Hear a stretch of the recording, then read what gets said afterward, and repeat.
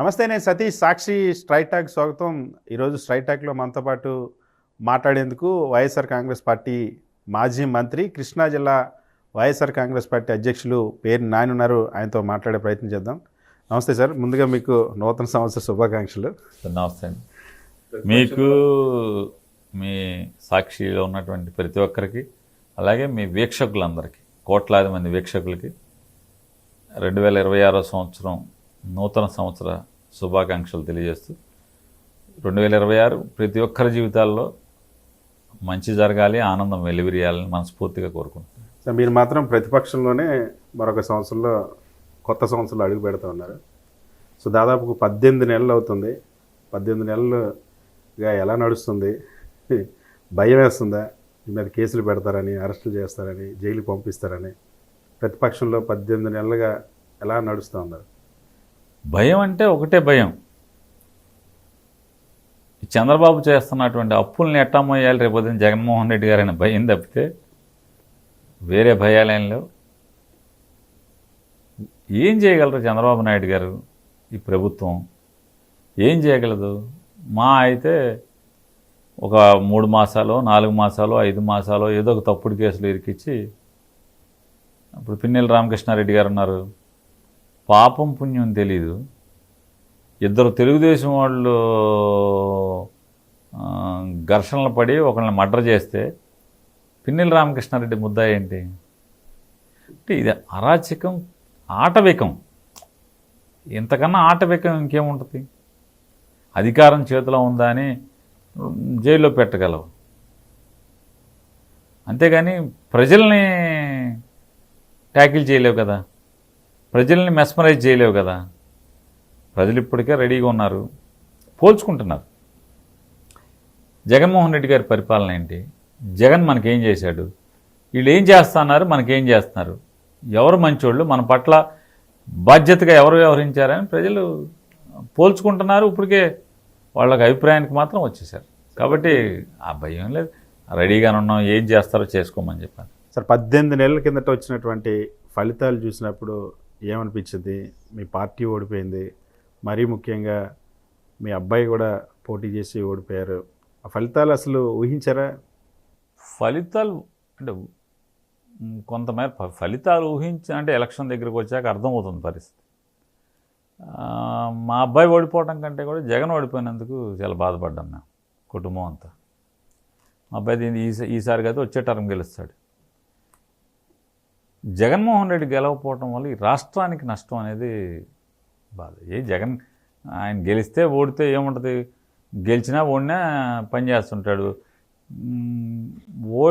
గెలిచినప్పుడు అంటే ముఖ్యమంత్రిగా ఉండే కంటే కూడా ఆయన అపోజిషన్లో ఉంటే విపరీతంగా ఫైట్ చేస్తాడు. ఇప్పుడే అంటే అధికారంలో లేనప్పుడు కూడా తప్పులు జరుగుతున్న ప్రతిపక్షాన్ని అంటే ప్రతిపక్ష పాత్ర పోషించడంలో అద్భుతంగా చేస్తాడు. ముఖ్యమంత్రిగా ఉన్నా కూడా అద్భుతంగా ప్రజల కోసం ఆలోచన చేస్తాడు.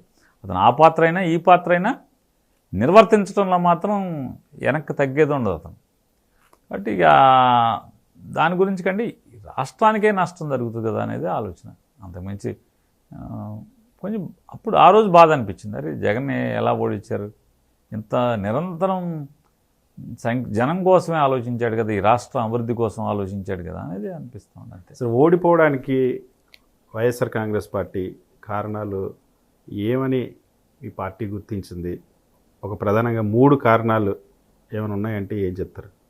అంటే విష ప్రచారం, నారా చంద్రబాబు నాయుడు గారు లేదా పవన్ కళ్యాణ్ గారు, అలాగే మీడియా. ఆయనకున్నటువంటి అంటే నారా చంద్రబాబు నాయుడు గారికి ఉన్నటువంటి అత్యంత బలం, రాజకీయ బలం ఏంటంటే ఆయన మీడియాని చేతిలో పెట్టుకుని మీడియా ద్వారా తన ప్రత్యర్థుల్ని విపరీతంగా విషం జిమ్మి ప్రజల మనసంతా కూడా కల్మషం చేస్తాడు.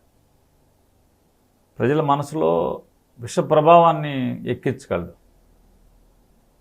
దాంతో ఏమవుతుందంటే దానివల్లే మంచి చేసి కూడా ఈ రాష్ట్రానికి, ఈ రాష్ట్ర ప్రజలకి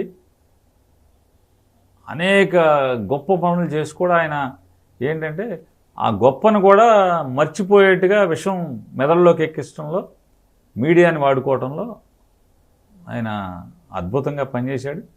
దాని పర్యవసానమే వాళ్ళ జగన్మోహన్ రెడ్డి గారి యొక్క ఓటమి. సరే, ఇవాళ మీరు మొన్న ఎన్నికల్లో చాలా క్లియర్గా చెప్పారు, ఎన్నికల్లో నేను ఇక మీదట పోటీ చేయను, రాజకీయాలకు దూరంగా ఉంటానని. మళ్ళీ ఇప్పుడు పేర్నాని ఎందుకు యాక్టివ్ అయ్యారు? పోటీ చేయకపోవటం అనేది ఖచ్చితంగా ప్రత్యక్ష రాజకీయాల్లో రేపు కూడా పోటీ చేయను. మళ్ళీ యాక్టివ్గా పాలిటిక్స్కి ఎందుకు వచ్చామంటే ఖచ్చితంగా జగన్మోహన్ రెడ్డి గారు అంటే ఈ స్థాయిలో ప్రభుత్వం ఇబ్బందికరంలో పరిస్థితిలో పడిపోయి ప్రతిపక్షంలో కూడా నంబర్ లేకపోవటం, ఆ నంబర్ లేకుండా ఉన్నప్పుడు ఖచ్చితంగా నాయకుడికి మనం అండగా ఉండాలి, పార్టీలో యాక్టివ్గా పనిచేయాలి. మళ్ళీ జగన్మోహన్ రెడ్డి గారు సీఎంగా అంటే మళ్ళీ ప్రభుత్వంలోకి ఆయన చేసేటువంటి అంటే పోరాటంలో ఉడతా సాయంగా మనం కూడా రాముడికి వారధి నిర్మాణం కోసం ఉడత సాయం చేసినట్టుగా నేను కూడా పేర్నాని అన్నోడు కూడా చిన్నగా మనం కూడా సాయం చేద్దామని చెప్పినది దానిలో భాగంగా నిర్ణయం తీసుకుని యాక్టివ్గా రావడం జరిగింది. అంతేగాని ప్రత్యక్ష రాజకీయాల్లోకి మాత్రం పోటీ చేయండి.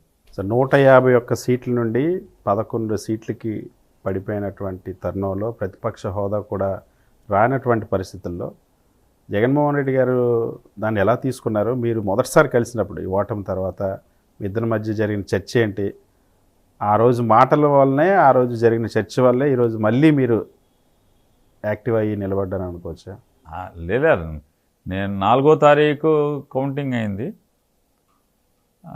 4వ తారీఖు కౌంటింగ్ అయితే ఇంకా నేను కొడాలి నాని వంశీ వచ్చి వెళ్ళిపోయాడు, ఇంటికి వెళ్ళిపోయాడు. కైలానీలు మేము కూర్చుని మేము చూస్తున్నాం టీవీలో. కౌంటింగ్ ఇంకా ఆశాంతం అవ్వలేదు, నేను ఇంటి దగ్గరే ఉన్నాను. వీళ్ళందరూ వచ్చిన వాళ్ళందరూ ఇటు నా దగ్గర అంటే కైలానీలు వచ్చాడు, వంశీ ఈయన వచ్చారు,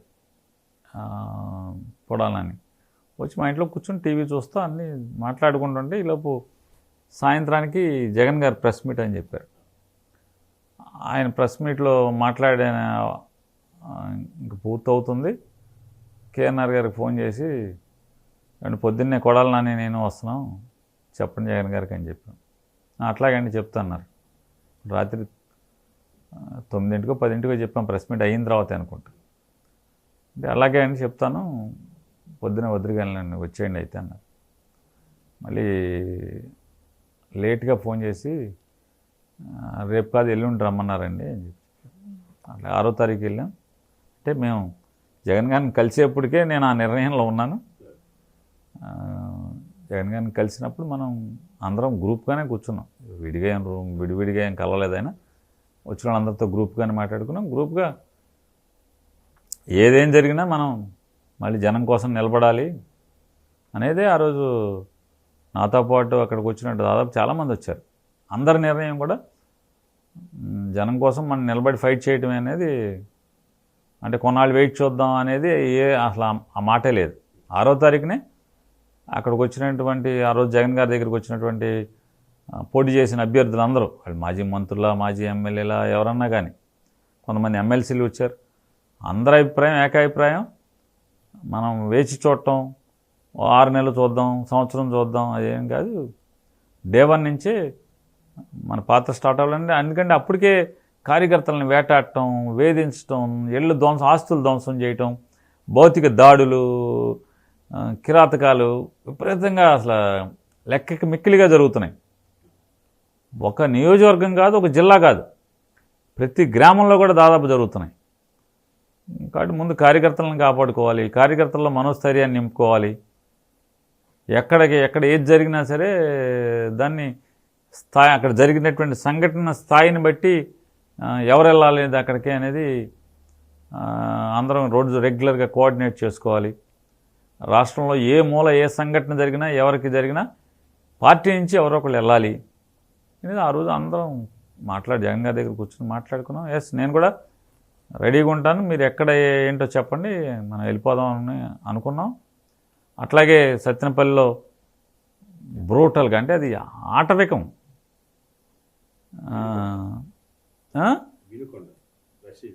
వినుకొండలో, సరే సత్తెనపల్లి కాదు, వినుకొండలో రషీద్ అనేటువంటి ఆయన్ని అసలే ఆవిడ పాపం ఈ రాష్ట్రానికి హోమ్ మినిస్టర్ గారు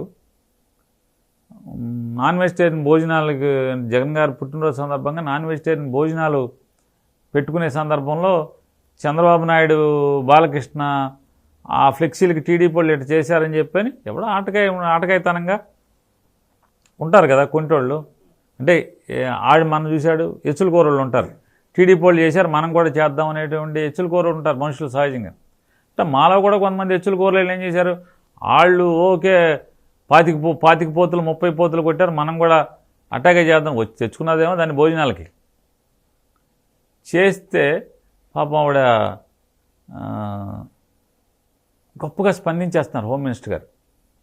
అసలు జాలి లేదు, దయ లేదు, గొరిపొట్టు వాళ్ళని అలా చేస్తున్నారు ఇలా చేస్తున్నారు. నీ బాధ్యత, నువ్వు పరిగెత్తుకుని వెళ్ళాలి, వినుకొండ పరిగెత్తుకుని వెళ్ళి నిలబడాలి అక్కడ, ఆ కుటుంబాన్ని ఓదార్చాల్సినటువంటి, అంటే ప్రభుత్వం ఇంకా మీరు ప్రమాణ స్వీకారం చేయలేదు, చంద్రబాబు నాయుడు గారు పరిగెత్తాలి అక్కడికి. ఏం కోతలు కోసారు ఎలక్షన్లో?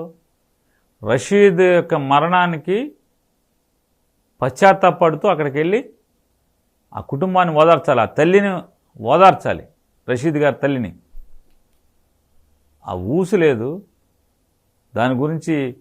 అంటే రషీద్ గారి మరణం వీళ్ళు మానసిక ఆనందం పొందుతారు వీళ్ళు. ఇలాంటి చోట్ల అప్పుడు వెంటనే జగన్ గారు ఆ కుటుంబాన్ని దగ్గరికి వెళ్తాం.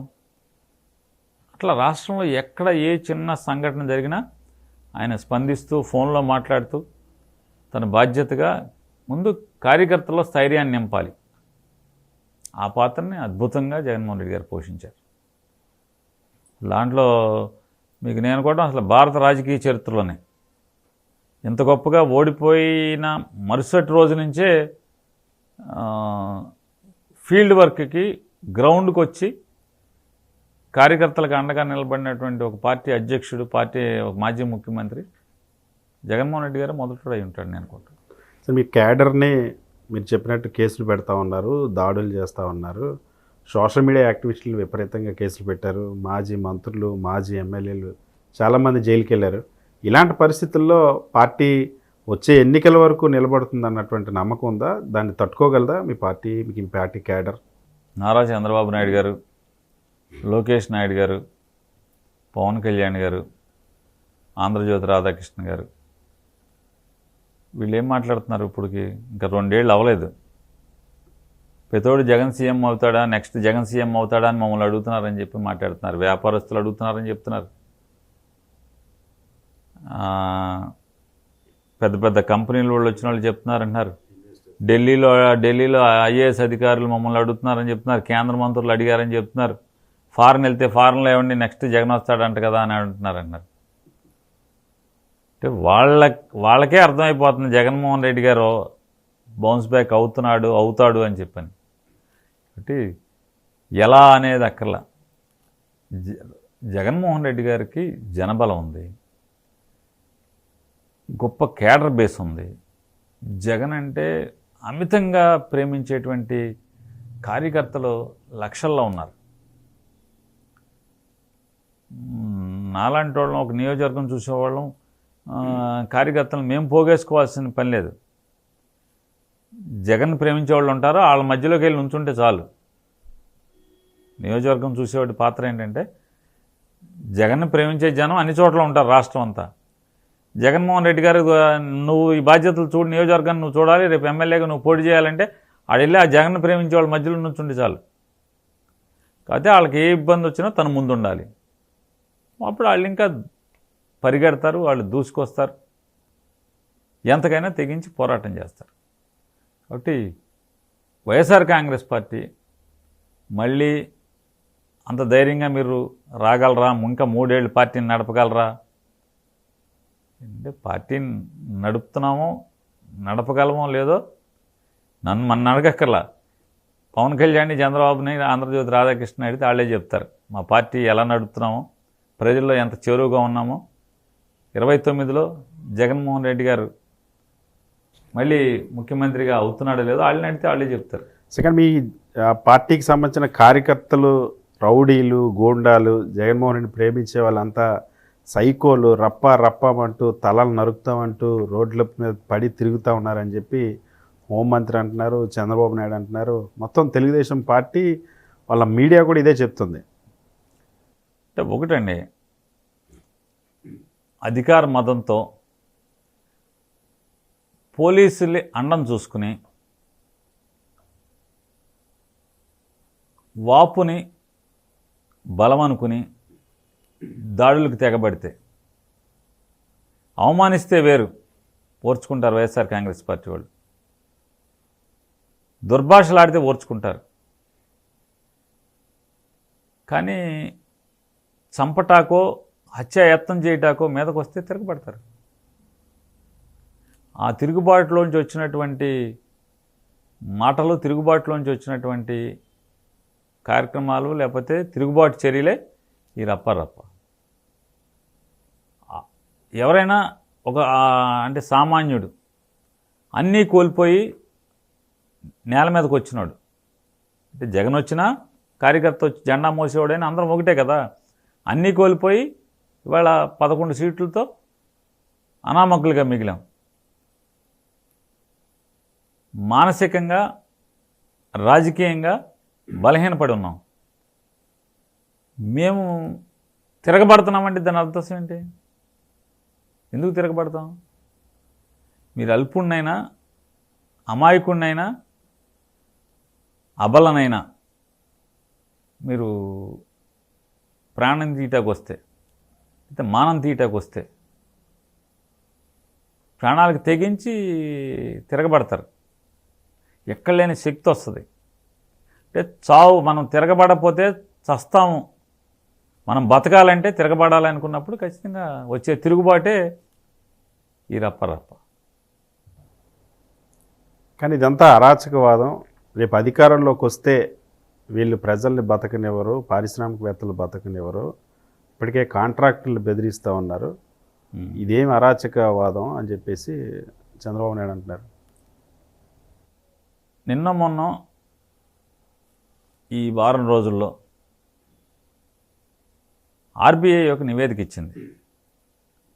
భారతదేశంలో 2019 నుంచి 24 దాకా ఏ రాష్ట్రాల్లో పారిశ్రామిక అభివృద్ధి, ఉద్యోగ కల్పన, ఏ రాష్ట్రం భారతదేశంలో ఏ స్థానంలో ఉంది అని ఇచ్చింది. భారతదేశంలో ఆంధ్రప్రదేశ్ రాష్ట్రం ఎక్కడ ఉంది? అద్భుతమైన పెర్ఫార్మెన్స్ చేసింది. మరి జగన్మోహన్ రెడ్డి గారు సైకో అయితే దేశంలోనే గొప్పగా 45 ఏళ్ళ ఇండస్ట్రీ, 50 ఏళ్ళ ఇండస్ట్రీ, 75 ఏళ్ళ వయసు ఉన్నటువంటి నారా చంద్రబాబు నాయుడు 14 ఏళ్ళు 20 ఏళ్ళ ముఖ్యమంత్రి చేసి అంటాడు. అతని జీవితంలో ఏనాడు అతను ముఖ్యమంత్రిగా ఉండగా ఈ స్థాయిలో పెర్ఫార్మెన్స్ ఇండెక్స్ ఎక్కడా లేదు. గోల్కొండ కట్టానంటాడు, చార్మినార్ కట్టానంటాడు, హైదరాబాద్ కట్టానంటాడు. మాటలు సొరకాయ కోసినట్టు కోసేయటమే తప్పితే వాస్తవమైనటువంటి అభివృద్ధి అనుభవం లేకుండా ముఖ్యమంత్రి అయినటువంటి జగన్మోహన్ రెడ్డి గారు 5 ఏళ్ళు చేస్తే వాళ్ళ కేంద్ర ప్రభుత్వంలో ఉన్నటువంటి ఆర్బీఐ ఏ రకంగా చెప్తుంది? ఇవాళ వచ్చినటువంటి లేదా వైజాగ్లో వీళ్ళు పంచిపెడుతున్నటువంటి భూపందేరంలో పెద్ద కంపెనీలని గురించి ఎక్కడ మాట్లాడాం? మీ బినామీలుగా వర్సా అని, లేదా ఆల్ఫా అని, ఉల్ఫా అని ఇట్లాంటి కంపెనీలు, దొంగ కంపెనీలు ఎలక్షన్లు అయింది, మీరు గెలిచిన తర్వాత 6 నెలలకో సంవత్సరానికో 5 లక్షలు 3 లక్షలు క్యాపిటల్తో కంపెనీ ఫ్లోట్ చేస్తే ఆ కంపెనీలకి మీరు ఏ అనుభవం ఉందని, వాడి దగ్గర ఏ స్తోమత ఉందని, ఎకరం 50 కోట్లు 60 కోట్లు చేసేటువంటి స్థలాన్ని ₹10 30 40 పైసలకి ఎలా ఇస్తారని అడుగుతున్నాను. అప్పుడు బెదిరిస్తాం. ఎందుకని? ఈ రాష్ట్రాన్ని దోచుకుందాం అనుకుంటే కనుక, అధికారాన్ని అడ్డం పెట్టుకుని దోచుకుందాం అనుకుంటే ఖచ్చితంగానే బెదిరిస్తాం. రాష్ట్ర ప్రజల యొక్క ఆస్తిగా ఉన్నటువంటి మెడికల్ కాలేజీలు 17 మెడికల్ కాలేజీలు, 17 మెడికల్ కాలేజీల్లో 17టిని మీరు దోచుకుందాం అనుకుంటే నీతో పాటు దొంగతనానికి వచ్చారనుకో, సాధారణంగా ఒక చోట జరుగుద్దండి. ఒక ఇంట్లో దొంగతనం జరుగుద్ది. ఆ దొంగతనం జరిగితే ఆ దొంగతనం చేసేటువంటి దొంగని పట్టుకుంటారు పోలీసులు. దొంగతో పాటుగా ఆ దొంగకి నుచ్చిని పట్టుకున్నవాడు, ఆ ఇంట్లో దూకటానికి నుచ్చిని పట్టుకున్నవాడికి పట్టుకొస్తారు. నుచ్చిని పట్టుకున్నవాడికి కాదు, కన్నం వేయటానికి పొలుగు గుణపం అందించినోడు, సుత్తు అందించినోడికి కూడా ముద్దాయిగా తీసుకొస్తారు, పట్టుకుంటారు, పోలీసులు వచ్చి లోపలేస్తారు. ఆ ఇంట్లో దొంగతనం చేసినటువంటి దొంగ సొత్తుని ఏదైనా ఆటోలోనో, ఎడ్ల బండిలోనో, లేదా రిక్షాలోనో పట్టుకెళ్తే ఆ రిక్షా అతను కూడా, లేకపోతే ఆటో అతను, ఎవరైతే దొంగతనానికి ఎవడెవడు సహకరించారో అందరినీ పోలీసులు తెచ్చి జైలు వేస్తారు. అదే తంతు మీ చంద్రబాబుతో సహకరించి ఈ మెడికల్ కాలేజీల వ్యవహారాల్లో దోచుకుంటాకి ఎవరెవరైతే దొంగతనానికి భాగస్వామ్యం చేస్తారో అందరినీ ఎత్తుతారు కదా. అది రూలే కదా, పోలీసు చెప్పే రూలే కదా. దీంట్లో ఎవరిని బెదిరించినాం? మీరు ఎంత వ్యతిరేకించినా, ఎంత బెదిరించినా మెడికల్ కాలేజీని పీపీపీకి ఇచ్చి తీరుతాం, మీరు ఎవరి వెంట్రుక కూడా పీకలేరని చెప్పి సత్యకుమార్ యాదవ్ మీకు సవాల్ చేశారు. నేను ఒకటి చెప్తాను సార్, మీరు జంకు బొంకు లేకుండా అధికారం మదంతో ప్రభుత్వ మెడికల్ కాలేజీలని పీపీపీ పేరుతో మీరు దోచుకునేటువంటి ప్రయత్నం ఎంత ముందుకెళ్తే, మేము కూడా చెప్తున్నాం గట్టిగా, జగన్మోహన్ రెడ్డి గారి రాబోయే 2029లో వచ్చే ప్రభుత్వం ప్రమాణ స్వీకారం అయిందా లేదా తర్వాత సంగతి. ఆయన ప్రభుత్వం అంటే ఏర్పాటు అవ్వంగానే ఖచ్చితంగా అది గవర్నర్ గారా, చీఫ్ సెక్రటరీనా, వెంటనే విచారణ మొదలు పెడతారు. ఖచ్చితంగా వెంటనే విచారణ మొదలు పెడతారు. దానికి జగన్మోహన్ రెడ్డి గారు ప్రమాణ స్వీకారం చేయాల్సిన పని లేదు. కౌంటింగ్ అయినటువంటి మరునాడు ఉదయం నుంచే చీఫ్ సెక్రటరీ ఆధ్వర్యంలో దీని మీద ఎంక్వైరీ, వీలుంటే ఒక సిట్టింగ్ జడ్జి గారు, హైకోర్టు ఆయన సిట్టింగ్ జడ్జి ఇస్తే సిట్టింగ్ జడ్జిని, లేదా రిటైర్డ్ జడ్జిని, ఒక సిట్ ఉంటుంది, అన్ని రకాలుగా దీని మీద ఎంక్వైరీ జరుగుతుంది. ఖచ్చితంగా వెంట్రుకు పీకుతామా, ఏం పీకుతామో, ఏం చేయగలమో మీరు తీసుకుని చూడండి. 29లో జగన్ రాగానే ఏం చేస్తాం కూడా చూద్దరు. కానీ కంగారు, అందరం బతికే ఉంటాం కదా, మీరు బతికే ఉంటారు, మేము బతికే ఉంటాం కదా, ఖచ్చితంగా చూద్దాం. సార్, మెడికల్ కాలేజీలని పూర్తి చేయడం చేతకాక, మెడికల్ కాలేజీలని కట్టడం చేతకాక ఈరోజు మేము పీపీపీ మోడల్లో వాటిని పూర్తి చేసి మెడికల్ సీట్లు అందుబాటులోకి తీసుకొస్తుంటే ఈ వైఎస్ఆర్ కాంగ్రెస్ పార్టీ రాజకీయం చేస్తుంది, జగన్మోహన్ రెడ్డి చిల్లర రాజకీయం చేస్తున్నారని చెప్పి చంద్రబాబు నాయుడు అంటున్నారు. ఏమంటే ఈ మంగళవారానికి 2,93,000 కోట్ల రూపాయలు 24 మాసాలు పూర్తవల, కాళ్ల పారాయణ ఆరలేదు కాపురంకి వచ్చేళ్ళు. 2,93,000 కోట్ల రూపాయలు ఈ మంగళవారానికి అప్పులు చేసి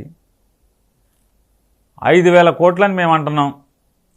లేదు 8,000 కోట్లని ఒక మంత్రి అంటాడు, 9,000 కోట్లని ఒక మంత్రి అంటాడు. ఏ తీపడమా అని అడుగుతున్నాను. మేము చెప్పిన 5 ఏంటి, 5 అయితే ఏంటి, మీరు చెప్పే 8 అయితే ఏంటి, 9 అయితే ఏంటి? ఇన్ని అప్పులు తెచ్చారు కదా, ప్రజల మీద నెత్తి మీద తాకట్టు పెట్టి, ప్రజలను తాకట్టు పెట్టి 17 మెడికల్ కాలేజీలు పూర్తి చేస్తే ప్రజల ఆస్తిగా అద్భుతం కాదా అని అడుగుతున్నాను. అద్భుతం కాదా? ప్రజలకి 17 మెడికల్ కాలేజీలు ప్రభుత్వ ఆస్తుల కింద ఉండటం అనేది గొప్ప కదా. మీకు బాగా రంది ఉంది. పీపీపీ మా ఢిల్లీ చెప్పింది, మోడీ చెప్పాడు, పీపీపీ పీపీపీ అంటున్నారు. పీపీపీ కింద మీరు ఒక 50 మెడికల్ కాలేజీలో, 100 మెడికల్ కాలేజీలో ఏర్పాటు చేయండి. ఎవడొద్దన్నాడు? ఇందులో ఒకటవుతుందండి, దోచుకోవటం ఏమిటే కాకుండా నారా చంద్రబాబు నాయుడు గారికి ఎప్పుడు కూడా ఏంటంటే మరి అందులో వాటాలు ఉన్నాయా, లేకపోతే అంతా ఆయన మనుషుల ప్రైవేట్ మెడికల్ కాలేజీలు ఓనర్లు అందరూ కూడా. ఎందుకంటే ఈ జగన్మోహన్ రెడ్డి గారు 5 కాలేజీలు ఓపెన్ అయ్యేప్పటికే ప్రైవేట్ కాలేజీల్లో బేరాలు తగ్గినాయి, రేట్లు తగ్గినాయి. 3 కోట్లకి వెళ్ళేదల్లా 2 కోట్లకు వచ్చి ఆగింది. 17 ఏళ్ళు పూర్తయితే వాళ్ళ బేరం పోద్ది, వాళ్ళకి వచ్చే సంపద పోద్ది. ఈ ఏడుపు కూడా ఉన్నట్టుగా నాకు అర్థమవుతుంది నారా చంద్రబాబు నాయుడు గారికి, తండ్రి కొడుకులకి ఇద్దరికి. అంటే వాళ్ళ బేరాలు పోతాయి. గవర్నమెంట్లో కాలేజీలు ఎక్కువ వస్తే మరి అవైలబిలిటీ ఆఫ్ సీట్స్ పెరుగుతుంది కదా. ఇది ఉంది. దీని పేరు మీద తను దోచుకోవచ్చు, తన మనుషులకి కట్టబెట్టచ్చు అనేటువంటి ఎవడన్నా నవ్వుతాడు కదండి. ప్రభుత్వం డబ్బులతో, ప్రజల డబ్బులతో 60-70 ఎకరాలు, ఎకరం 30 లక్షలు, 40 లక్షలు, 50 లక్షలు, 60 లక్షలు పెట్టి 60-70 ఎకరాలు కొనుగోలు చేశారా? దాంట్లో బిల్డింగులు దాదాపుగా 40%, 50%, 60%. ఇది 10 బిల్డింగ్లు పూర్తయినాయి. అందులో 10 ఏంటంటే 7 బిల్డింగ్లు కంప్లీట్గా పూర్తయిపోయినాయి. మిగతా 10లో 40% నుంచి 70-80% వరకు వివిధ దశల్లో ఉన్నటువంటి బిల్డింగ్లు ఉన్నాయా? వీటిని రూపాయికి నువ్వు ఇస్తావా? మళ్ళీ 2 ఏళ్ళు మొత్తం ఉద్యోగస్తులందరి జీతాలు నువ్వు ఇస్తావా? గవర్నమెంట్ హాస్పిటల్ని కూడా లీజుకి ఇచ్చేస్తావా? ఇంకా చాలనట్టు ఇప్పుడు ఇంకా ఇన్సెంటివ్స్ ఇస్తా అంటే, ఇంకా వైబిలిటీ గ్యాప్ ఫండింగ్ అని ఇంకా డబ్బులు ఇస్తా అంట. అంటే దోపిడీకి కొత్త వినూత్నమైన మార్గాలు ఎతుకుతూ ఉంటాడు చంద్రబాబు నాయుడు గారు. అప్డేట్ అవుతూ ఉంటాడు.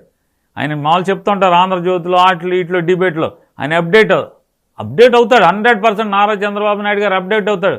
దేంట్లో అప్డేట్ అవుతాడు? జనం సొమ్ము ఎట్లా దోచుకోవాలి, గవర్నమెంట్ని అడ్డం పెట్టి ఎట్లా దోచుకోవటం అనేది అద్భుతంగా అప్డేట్ అవుతాడు. సరే, మీరు చెప్తున్నటువంటి 2,93,000 కోట్ల అప్పు తీసుకురావాల్సిన పరిస్థితికి కారణం మీ ప్రభుత్వమే, మీ జగన్మోహన్ రెడ్డి గారే. మీరు చేసినటువంటి విధ్వంసం వల్లనే ఈరోజు ఈ రాష్ట్రానికి అప్పు పుట్టన పరిస్థితి కూడా ఏర్పడిందని చెప్పి చంద్రబాబు నాయుడు గారు, పయ్యావుల కేశవ్ గారు కూడా అంటారు. ఏమంటే పయ్యావుల కేసు లేదా నారా చంద్రబాబు నాయుడు, పయ్యావుల కేసుకి ఏం తెలుసులేండి. కేసుకి ఏముంది? నారా చంద్రబాబు నాయుడే నడుపుకుంటాడు చెప్తే కేసుకు తెలిస్తే చెప్పండి ఆర్థిక శాఖ ఏం జరుగుతుందో. నేను అడుగుతున్నాను కేశవ్ గారిని, చంద్రబాబు నాయుడు గారిని, ఈ 2,93,000 కోట్ల రూపాయలు తెచ్చిన డబ్బు దేనికి వెళ్ళారో ఒక వైట్ పేపర్ రిలీజ్ చేయండి. ఎందుకు చేయరు? మేము అడుగుతున్నాం కదా. 2,93,000 కోట్ల రూపాయలని తీసుకొచ్చి ఎక్కడెక్కడికి పంపించారు, ఏమేం చేశారు చెప్పే దమ్ముందా అని అడుగుతున్నాను. ఎందుకు చెప్పరు అంటున్నా. ఎందుకు చెప్పరు? చెప్పలేరు. ఎందుకంటే వీళ్ళు దోపిడీ బయటకు వస్తుంది. ఎంత దోచుకున్నారో బయటకు వస్తుంది. దేంట్లో దోచుకున్నారో బయటకు వస్తుంది. వీళ్ళ విమానాలకు ఎంత అయిందో వస్తుంది బయటికి, వీళ్ళ హెలికాప్టర్లకు ఎంత అయిందో వస్తుంది, వీళ్ళ ఆడంబరాలకు ఎంత అయిందో వస్తుంది, వీళ్ళ సోకులకి ఎంత అయిందో బయటకు వస్తుంది, వీళ్ళ జల్సాలకు ఎంత అయిందో బయటకు వస్తుంది. చెప్పండి. జగన్మోహన్ రెడ్డి గారు ఇదివల్ల మీకు అప్పు దొరకపోతే 2,93,000 కోట్లు ఎవడిచ్చాడు? జగన్మోహన్ రెడ్డి గారు దిగుతూ చంద్రబాబు ప్రమాణ స్వీకారం చేసే నాటికి 7,000 కోట్ల పైచిలకు ఖజానాలో పెట్టెళ్ళాడు. 7,000 కోట్ల పైచిలకు. చంద్రబాబు నాయుడు గారు ఏం చేశారు 2019లో? 100 కోట్ల రూపాయలను ఖజానాలో పెట్టెళ్ళాడు. 100. మరి జగన్ గొప్పోడా? ఎవరు గొప్పోళ్ళు? 7,000 కోట్ల రూపాయలు హార్డ్ క్యాష్ని బ్యాంక్ అకౌంట్లో పెట్టెళ్ళినోడు జగన్మోహన్ రెడ్డి అయితే, జగన్మోహన్ రెడ్డి గారు నిజంగా కనుక మంచి చేయకపోతే నీకు 20 మాసాల్లో 2,93,000 కోట్ల రూపాయలు అప్పు ఎక్కడి నుంచి తెచ్చావు అని అడుగుతున్నాను. ఎలా తెచ్చావు? ఎందుకు ఒప్పుకోండి నాంసం? ఒప్పుకో కదా. కేంద్రం మానిటర్ చేస్తుంది కదా, ఆర్బీఐ మానిటర్ చేస్తుంది కదా. ఎవడిస్తాడు? ఏ బ్యాంక్ వాడు ఇస్తాడు ఆర్బీఐని కాదని? ఏ వ్యవస్థ ఇస్తుంది? మీరు ఏదైనా పోల్చుకోండి. జగన్ గారు ఉండగా సాధారణంగా సాలీన 10% ఇంక్రీజ్ ఉంటుందండి ప్రత్యక్ష పన్నుల వసూళ్ళలో. ఎక్కడైనా 10% ఉంటుంది. జగన్మోహన్ రెడ్డి గారు 5 ఏళ్ళు మీరు చూసుకోండి. చంద్రబాబు నాయుడు గారు ఇచ్చిన తర్వాత జగన్మోహన్ రెడ్డి గారికి అప్పచెప్పిన తర్వాత పరిపాలన, జగన్మోహన్ రెడ్డి గారు దిగేప్పటికి అంత పెరుగుదల ఉందా లేదా ప్రత్యక్ష పన్నుల వసూళ్ళలో? జగన్ గారు అప్పచెప్పిన నుంచి సంవత్సరానికి సాలినా జగన్ గారు యావరేజ్ రైజ్ ఎంత ఉంది? ఏది డైరెక్ట్ యాక్సెస్లో. మీరు చెప్పండి, ఉండదు, ఫెయిల్యూరే కదా. ఇవాళ నారా చంద్రబాబు నాయుడు గారు ఎంత దిగజారిపోయి ఇవాళ గడిచిన అంటే మొన్న సెకండ్ క్వార్టర్ తర్వాత ఆయన ఒక మీటింగ్ పెట్టాడు. రాష్ట్రంలో ఉన్నటువంటి అన్ని డిపార్ట్మెంట్లకు సంబంధించినటువంటి అందరి హెచ్ఓడిని అందరినీ కూడా కూర్చోబెట్టి మాట్లాడాడు. ఆయన చెప్పింది ఏంటంటే, నాకు సెకండ్ క్వార్టర్ కంటే కూడా థర్డ్ క్వార్టర్ ఇంకా ఎక్కువ డబ్బులు రావాలి, మీ ఇష్టం అని చెప్తే అసలు మొత్తం అన్ని డిపార్ట్మెంట్ల విచ్చలవిడిగా బజార్ మీద పడిపోయారు, వేధిస్తున్నారు వ్యాపారస్తుల్ని. అసలు వ్యాపారస్తులు అయితే ఏడుపు. జగన్మోహన్ రెడ్డి గారు ఉండగా మా దగ్గరికి ఆఫీసర్లు ఒకటి రాలా, ఇవాళ వచ్చి బెదిరిస్తున్నారు. పొద్దునుంచి సాయంత్రం దాకా మా దగ్గర కూర్చుంటున్నారు. మాకు 50 లక్షలు కడతావా, ₹1,00,00,000 కడతావా, కట్టకపోతే నిన్ను జైల్లో వేస్తామని చెప్పని బెదిరిస్తున్నారు. కరడు కట్టిన తెలుగుదేశం వాళ్ళకి ఈ తిప్పలో, జనసేన వాళ్ళకి, భారతీయ జనతా పార్టీకి ఒళ్ళు చించుకుని ఒళ్ళంతా రంగులు పూసుకు తిరిగిన వ్యాపారస్తులు ఉన్నారు. వాళ్ళను కూడా ఎవరిని వదలట్లా. ఈ రాష్ట్రం మొత్తం పిండి పిప్పి చేయటానికి మొత్తం చంద్రబాబు నాయుడు గారి యొక్క అధికారులు ప్రతి వ్యాపారస్తుడి దగ్గరికి వెళ్తున్నారు. రాష్ట్రంలో అది ఇదేం లేదు. ఆఖరికి రోడ్డు మీద జీడీలు అమ్ముకునేవాడిని కూడా వదలట్లేదు. చిన్న బండి పెట్టుకుని జీడీలు అమ్మేవాడిని కూడా వదలని పరిస్థితి. కానీ చంద్రబాబు నాయుడు 18 నెలల్లోనే ఈ రాష్ట్రాన్ని గాడిలో పెట్టారు. మీరు చేసినటువంటి విధ్వంసం నుండి రిపేర్ చేశారు. బెస్ట్ బిజినెస్ రిఫార్మర్గా కూడా అవార్డు వచ్చింది. ఇలాంటి నాయకత్వం లేకపోయి నుండి 2025 అంతా అగమ్య గోచరంగా ఉండేదని చెప్పి టీడీపీ చెప్తుంది. నిన్న మంత్రులు కూడా చెప్తా ఉన్నారు. సరే, ఇక ఇదంతా కూడా డోలక్ బ్యాచ్ను భజన బృందం అండి. మా వాళ్ళకి ఈ చిరతలు ఉంటాయి కదా, కూర్చుని ఓకే కొట్టేస్తుంటే తాళాలు ఉంటాయి, ఈ ఇతర తాళాలు ఉంటాయి. అజరం అని తణుకు పక్కన అజరం అంటారు. అజరంలో తయారవుతాయి మామూలుగా. ఇత్తడిది మామూలుగా ఇంత డెప్పలాగా ఉంటాయి, కొంచెం ఓ కొట్టేస్తుంటారు. ఇక భజన ఇళ్ళు ఒక్కడికి ఆ డిపార్ట్మెంట్ మీద ఎవడికి అవగాహన ఉందండి? ఎవడు తెలుసుకుని మాట్లాడతారు? ఆ తెలుగుదేశం పార్టీ వాళ్ళు రాసిస్తే మాట్లాడతామే తప్పితే అవగాహన ఉన్న మంత్రి ఎవడన్నా మాట్లాడతాడా? వినండి సార్, రాజేంద్ర మనోహర్, సత్యకుమార్, కూటమి మంత్రులు కూడా చెప్తున్నారు. ఇదే చెప్తున్నానండి. సివిల్ సప్లైస్ ఏం చెప్పారు? ఇవాళ ఏం జరుగుతుంది? ఈ రోజుకి కూడా ఏ రకంగా జరుగుతుంది? ప్రజలకి ఆటోలో ఇంటికి వెళ్ళేటువంటి సౌకర్యాన్ని ఎత్తేసి, ఎందుకని? దోపిడీ పెంచుకోవటం కోసం, రేషన్ బియ్యాన్ని దోచుకోవటం కోసం ఇంటికి వెళ్ళే బండిని తీసేశారు. మేము వచ్చి మొత్తం మూసేస్తా ఉన్నారు. ఏం మూసారు? 100 రోజుల్లో గంజాయి మూసేస్తా అని చెప్పాడు. నా చొక్కా పట్టుకోండి అన్నాడు, నా కాలర్ పట్టుకోమన్నారు తండ్రి కొడుకులు ఇద్దరు. ఎన్ని 100 రోజులైనాయి? గంజాయి పెరిగిపోయింది కదా. ప్రపంచం మొత్తానికి ఆంధ్రప్రదేశ్ నుంచి గంజాయి వెళ్తుంది కదా. ఏం ఆపుతున్నారు మీరేం చెప్పండి? 100 రోజులు అన్నారు, ఎన్ని వందలైనాయి? ఇవాళ జూన్లో గెలిచారు. సంక్రాంతికి గోతులు ఉండవన్నారు. వీళ్ళని నమ్మి అక్కడక్కడ మొత్తం కాబట్టి అక్కడక్కడ గోతులు పూడ్చినట్టుకు ఇంతవరకు నయా పైసా బిల్లు లేదు. ఆర్ఎండ్బి కాంట్రాక్టర్లకి నయా పైసా బిల్లు లేదు. ఎవరికి ఏ కాంట్రాక్టర్ గోతులు పూడ్చినోడికి ఎవరికైనా ఇచ్చారు? ఎవరికైనా మళ్ళీ గోతులు ఉన్నాయి. ఆ పూడ్చింది పోయింది, మళ్ళీ గోతులు వచ్చినాయి. కానీ ఆడెవడికి బిల్లు లేదు. అది ఎవరికి ఏమి ఇవ్వకుండా ఏం చేస్తున్నారు? వీళ్ళని డబ్బులన్నీ ఏం చేస్తున్నారు? అదొకటే కాదు, మీరు ఒకసారి చూడండి. అప్పులేమో 14 లక్షలు అని చెప్పారు.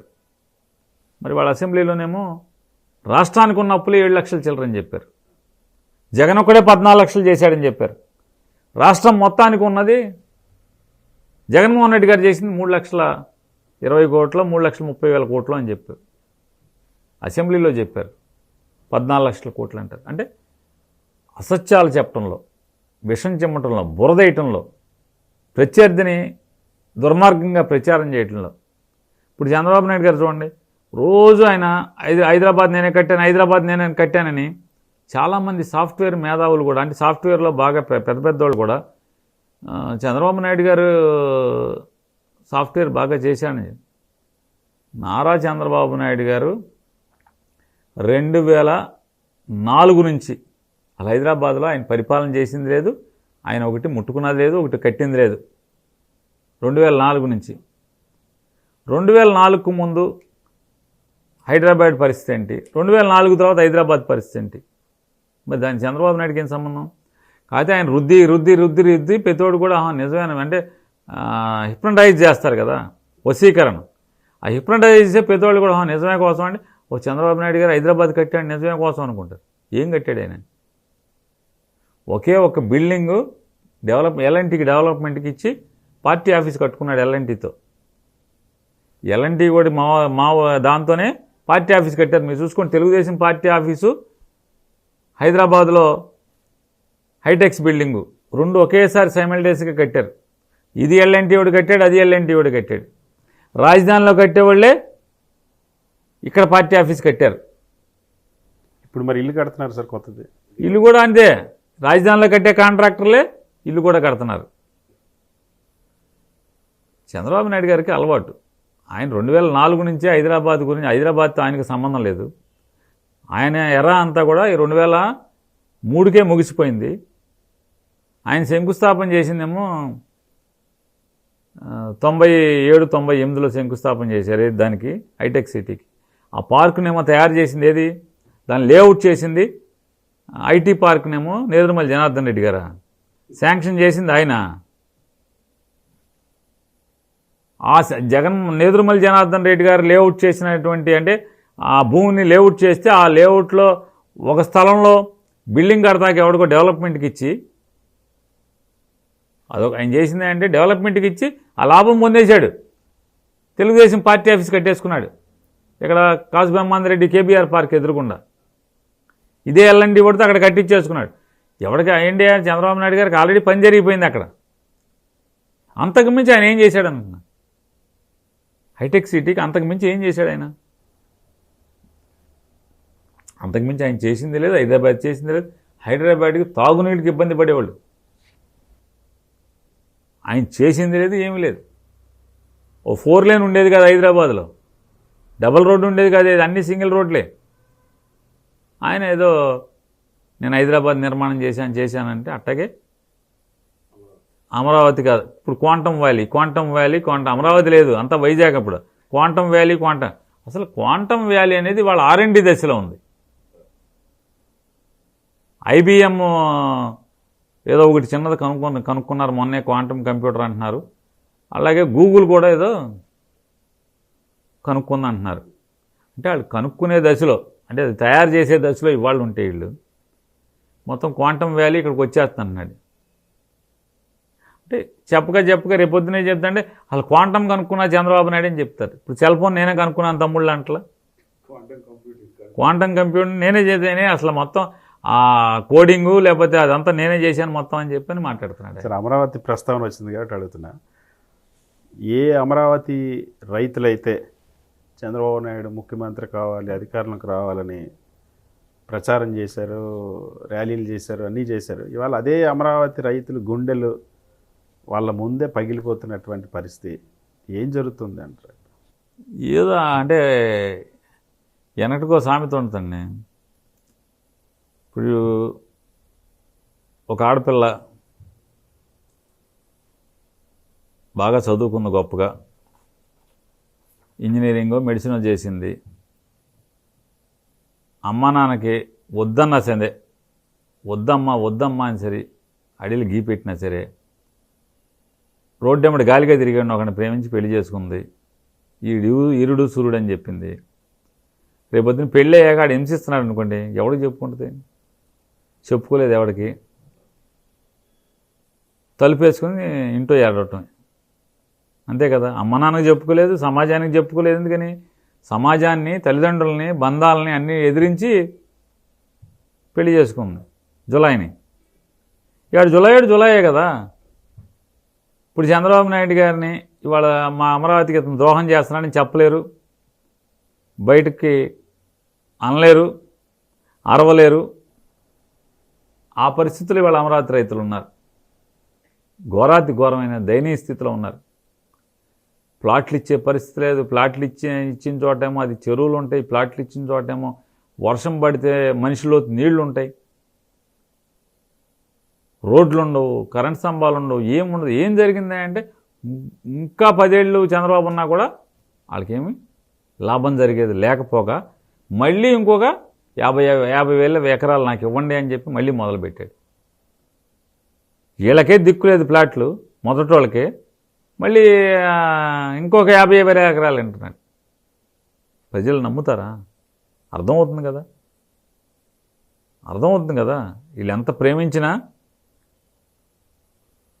చంద్రబాబు నాయుడు అధికారంలోకి రావటానికి వాళ్ళు తపస్సు చేసినా, ఇళ్ళు వదిలి ఊర్లెంబడి తిరిగినా ఇవాళ అతను చేసే ద్రోహాన్ని అంగీకరించగలరా? ఒప్పుకుంటారా? దాన్ని సమర్థిస్తారా? ఖచ్చితంగా అదే రైతులు తిరగబడి నారా చంద్రబాబు నాయుడు గారిని తరిమి కొట్టే రోజులు వస్తాయి తొందరలోనే. సార్, అమరావతి రెండో విడత పూలింగ్ ఎందుకని మీరు ప్రశ్నిస్తున్నారు, కానీ రెండో విడత ల్యాండ్ పూలింగ్ చేయకపోతే అమరావతి ఒక మున్సిపాలిటీగా మిగిలిపోబోతుంది, అలా మున్సిపాలిటీగా మిగిల్చేయమంటారా అని చంద్రబాబు నాయుడు గారు రైతులు ప్రశ్నిస్తాను. సార్, నారా చంద్రబాబు నాయుడు గారు మొదటిసారేమో ఇదొక ప్రపంచ స్థాయి నగరంగా నిర్మాణం చేయబోతున్నాం, ఒక 10 సంవత్సరాల్లో ఇక్కడ ప్రపంచ స్థాయి మహానగరం రాబోతుంది, ఇదొక సింగపూర్ నగరాన్ని తలదన్నే నగరంగా రాబోతుంది అని చెప్పి మాట్లాడారు. ఇవాళ మళ్ళీ మున్సిపాలిటీ అంటున్నారు. మరి ఆ రోజు చెప్పిన మాటలన్నీ అప్పుడు సింగపూర్ వాడు ఉన్నాడు ఏడి, వాళ్ళ సింగపూర్ వాడు ఏడి సింగపూర్ వాడు ఏడి అంటున్నాను. సింగపూర్ కడతా అన్నారు కదా, ఏమైంది సింగపూరు? ఆయన రాజమౌళి గారిని ఆళ్ళని తీసుకొచ్చి అయ్యో శంఖాలు, ఆ బొమ్మలు ఈ బొమ్మలు ఇట్లా పెద్ద పెద్ద అన్నీ చేశారు కదా, సాసర్లు కప్పులు అవన్నీ బిల్డింగ్లు లేవు అప్పుడు. ఆ సింగపూర్ రాదా అప్పుడు? ఆ రోజేమో ప్రపంచ స్థాయి నగరం అన్న వరల్డ్ క్లాస్ సిటీని నిర్మాణం చేస్తున్నాం అన్నారు. ఇవాళేమో అది మున్సిపాలిటీ అంటున్నారు.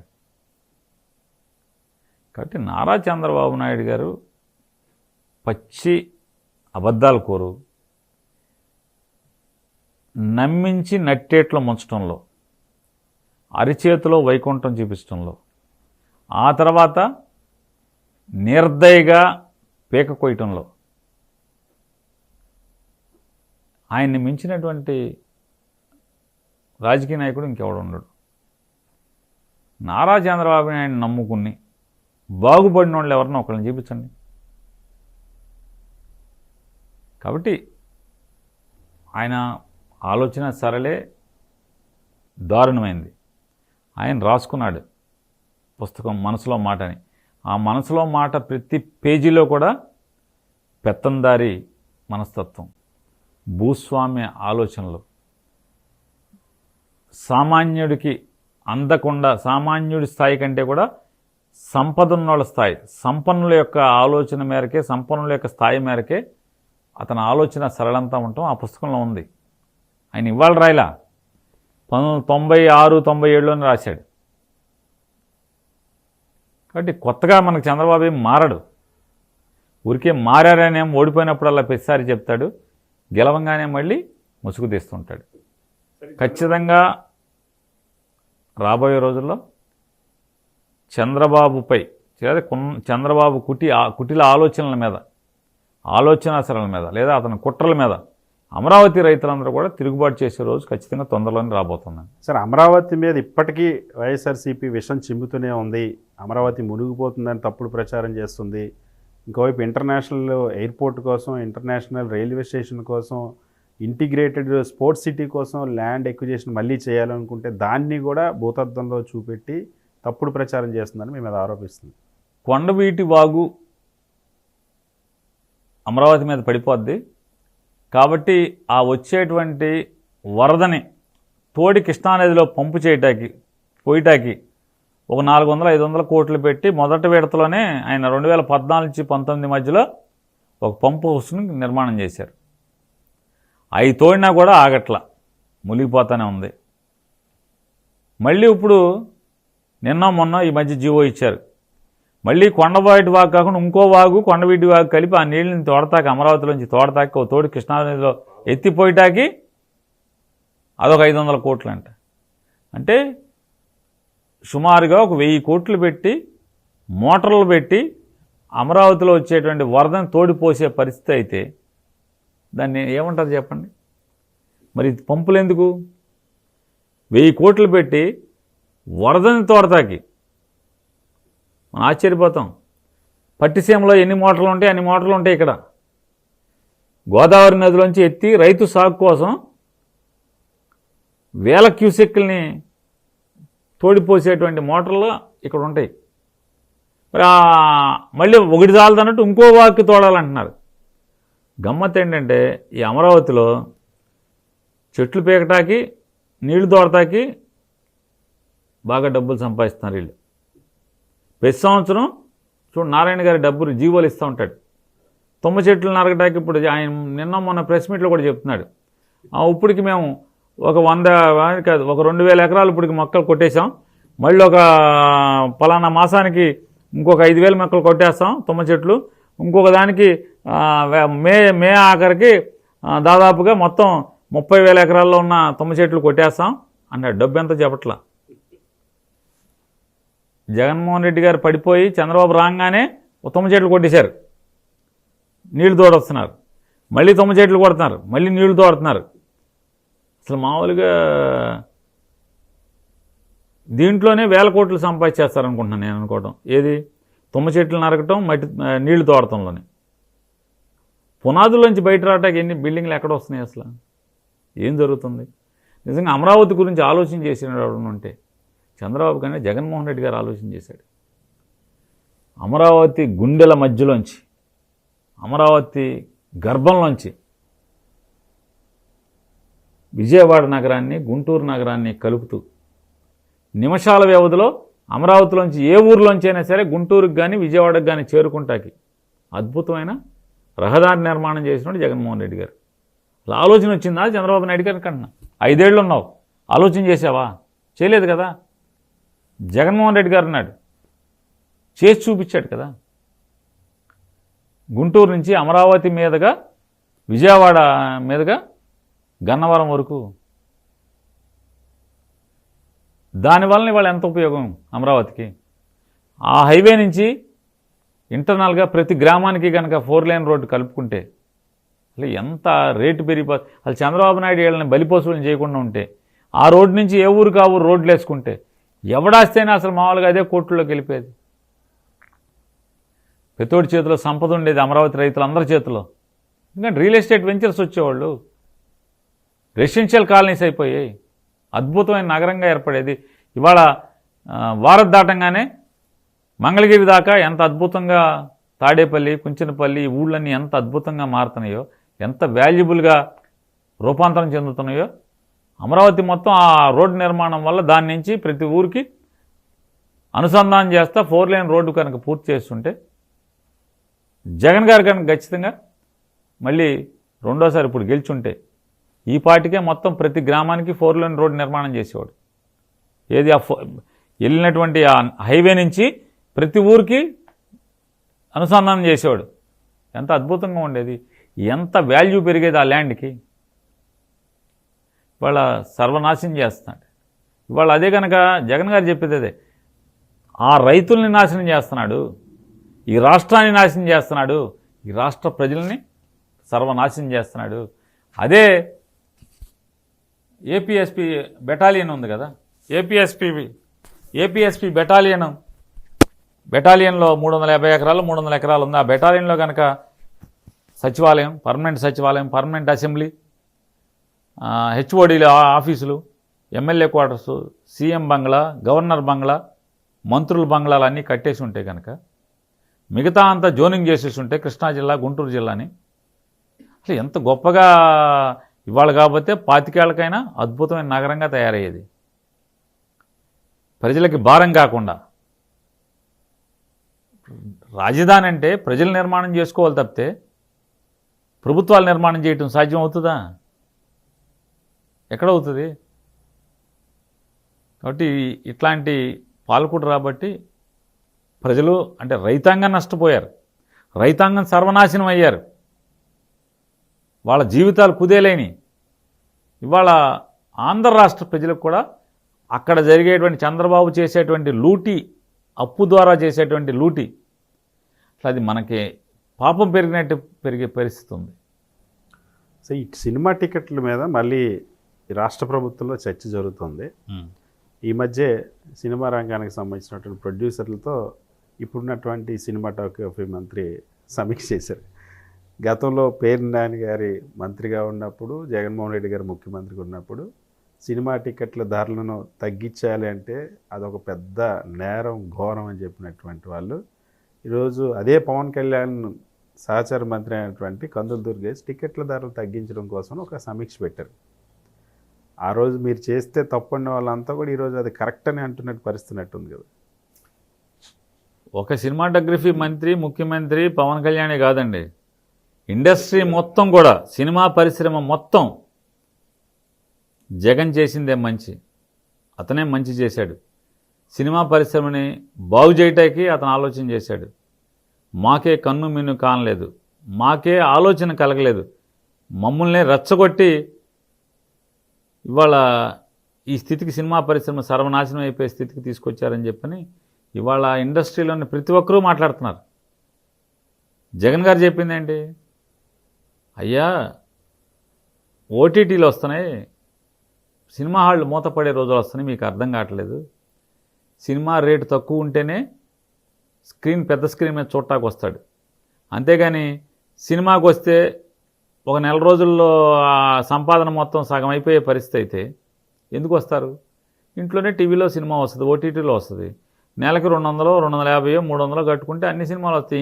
హిందీ, ఇంగ్లీషు, మలయాళం, తెలుగు, ఏది, కన్నడం, ఏది కావాలంటే ఆ భాష వస్తుంది. ఏం కావాలి? అందుకే ఆయన చెప్పారు జగన్మోహన్ రెడ్డి గారు, సినిమా హీరోలందరూ కూడా సంవత్సరానికి 4 సినిమాలు చేయండి. మీరు పెద్దవాళ్ళందరూ 4 సినిమాలు చేయండి. చిన్న సినిమాలు కూడా ఊతం వస్తాయి. మనం తక్కువ రేట్లు పెంచకుండా మనం చేద్దాం. ఎక్కడన్నా అద్భుతమైన సినిమా తీశారు, రెమ్యునరేషన్ కాకుండా 100 కోట్లు పైబడి ఖర్చు పెట్టి జిఎస్టీలని కూడా సబ్మిట్ చేశారు. ఒక క్వాలిటీ సినిమాని, ఒక ప్రపంచంలో చూడదగ్గ సినిమా, లేకపోతే పాన్ ఇండియా సినిమా, లేకపోతే పాన్ వరల్డ్ సినిమా తీశారు. మనం కూడా కీర్తికాంక్ష ఉంటుంది, మన తెలుగు పరిశ్రమ కూడా ఎదిగితే బాగుంటుందని. ఇప్పుడు మన ఆడపిల్లలు లేదా మన పిల్లలు ఎవరన్నా ఏదో స్పోర్ట్స్లో గెలిచి వచ్చారనుకో, ఎంత గర్వంగా ఉంటుంది మనకి. అట్లాగే తెలుగు సినిమా మంచిగా వెళ్తే మనకి కూడా గర్వకారణమే. కాబట్టి ఆ సినిమాకి వరకు చేద్దాం, కానీ మిగతా సినిమాలు అందరికీ చేయొద్దు. రెమ్యునరేషన్ తగ్గించుకోండి, 4 సినిమాలు చేయండి. ఒక సినిమాలో మీకు వచ్చే రెమ్యునరేషను డబల్ వస్తుంది 4 సినిమాలు చేస్తే. సంవత్సరం అంతా మీరు ఒక సినిమా చేసి ఊరుకుంటే ఇండస్ట్రీలో టెక్నీషియన్స్ అందరూ ఖాళీగా ఉంటారు, కొత్త టెక్నీషియన్లు రారు. సినిమా ఇండస్ట్రీ 24 క్రాఫ్ట్స్ బాగుంటాయి, అందరూ 3 పూట్ల భోంచేస్తారు. అట్లాగే సినిమా థియేటర్లు బాగుపడతాయి. 3000 సినిమా హాల్ నుంచి ఇవాళ సుమారుగా 1000 సినిమా హాల్స్కి వచ్చేసి నీ పనిచేసాయి, ఇంకా తగ్గిపోతాయి, ఇంకొండవు. కొన్నాళ్ళకి ఊరికి ఒక సినిమా హాల్ ఉండే పరిస్థితి వస్తుంది.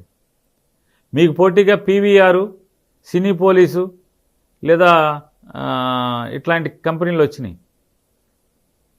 ఆ కంపెనీల దెబ్బకి సినిమా హాల్స్ కూడా మనం మూసుకోవాల్సింది. అందరూ వాళ్లే చంపేస్తారు సినిమా ఇండస్ట్రీస్ని కూడా. కాబట్టి ఇలా కాదన్న ఇలా చేద్దామని చెప్పాడు. ఎవరున్నారు? జగన్ ఒక భూతంలాగా చూశారు. ఇవాళ అద్భుతం, జగన్మోహన్ రెడ్డి గారి నిర్ణయం చాలా అద్భుతం అని చెప్పి వాళ్ళు చెప్తున్నారు. సార్, ఆ రోజు పవన్ కళ్యాణ్ కేవలం ఆయన సినిమాలను టార్గెట్ చేయడం కోసం మాత్రమే, ఆయన దెబ్బ కొట్టడం కోసం మాత్రమే సినిమా టికెట్ల ధరలు తగ్గిస్తున్నారని చెప్పేసి ఆ రోజు ఆరోపించారు. ఇవాళ ఆయన ఉన్న ప్రభుత్వమే దాని మీద సమీక్ష చేయాల్సిన పరిస్థితి వచ్చినట్టుంది. అంటే ఇది ఎట్లా ఉంటుందంటే అండి, నీడను చూసి కూడా భయపడతాడు పవన్ కళ్యాణ్ గారు. తన నీడే, వేరే వాడి నీడ కాదు. తన నీడను చూసి ఎవడో వచ్చేసాడు నన్ను వేసేయటానికి అనుకుంటాడు ఆయన. రీసెంట్గా కోనసీమ వెళ్ళాడు. కోనసీమలో ఒక అతను కంటిన్యూస్గా ఆయన కంట్లో కనపడుతున్నాడంట, అతనే ఫాలో అవుతున్నాడంట. వెంటనే ఎస్పీ గారు అతన్ని ఎత్తుకెళ్ళిపోయారు. ఏంటంటే జనసేన వాళ్ళు కంప్లైంట్ చేశారు, పవన్ కళ్యాణ్ గారి పార్టీ వాళ్ళు కంప్లైంట్ చేశారు హెడ్ ఆఫీస్ నుంచి. ఫోటో ఒకటి పెట్టి పలానోడు మమ్మల్ని వేసేటాకు వచ్చినట్టున్నాడు పవన్ కళ్యాణ్ గారిని, చూసుకోండి ఒకసారి చూడండి, చెక్ చేయండి అంటే ఆయన పోలీసులు వెళ్ళి పట్టుకుని ఎత్తుకొచ్చేశారు. ఏంట్రా బాబు అంటే ఆడు మామూలు జనసేన కార్యకర్తాడు, పవన్ కళ్యాణ్ పిచ్చోడు అంటే వీళ్ళ కంగారు చూడండి. అంటే వాళ్ళ కార్యకర్తే వాళ్ళకి తెలియదు. వాళ్ళ అంటే ఏదైనా నాకే జరుగుతుంది అనుకుంటాడు ఆయన అపోహలో ఉంటాడు. అదే స్థాయిలో ఇండస్ట్రీ కోసం చేస్తే నా కోసమే అనుకుంటాడు. నీ కోసం నువ్వు తీసే సంవత్సరానికి ఎన్ని సినిమాలు? 2 ఏళ్ళకు 3 ఏళ్ళకు ఒక సినిమా మీరు చేసేది పవన్ కళ్యాణ్ గారు. దానికి దీన్ని ఆపాల్సిన అవసరం ఏముంది? రెండోది మోరోవర్ అసలు పవన్ కళ్యాణ్ గారి సినిమా అంత అద్భుతంగా ఆడేసే సినిమాలు కాదండి అవి. ఆయన 100 కోట్లు వసూలు చేసిన సినిమాలు ఏమున్నాయి చెప్పండి? 100 కోట్లు వసూలు చేసిన సినిమాలు ఎక్కడున్నాయి? ఆయన సినిమా ఎంత కమ్ముడవుద్ది?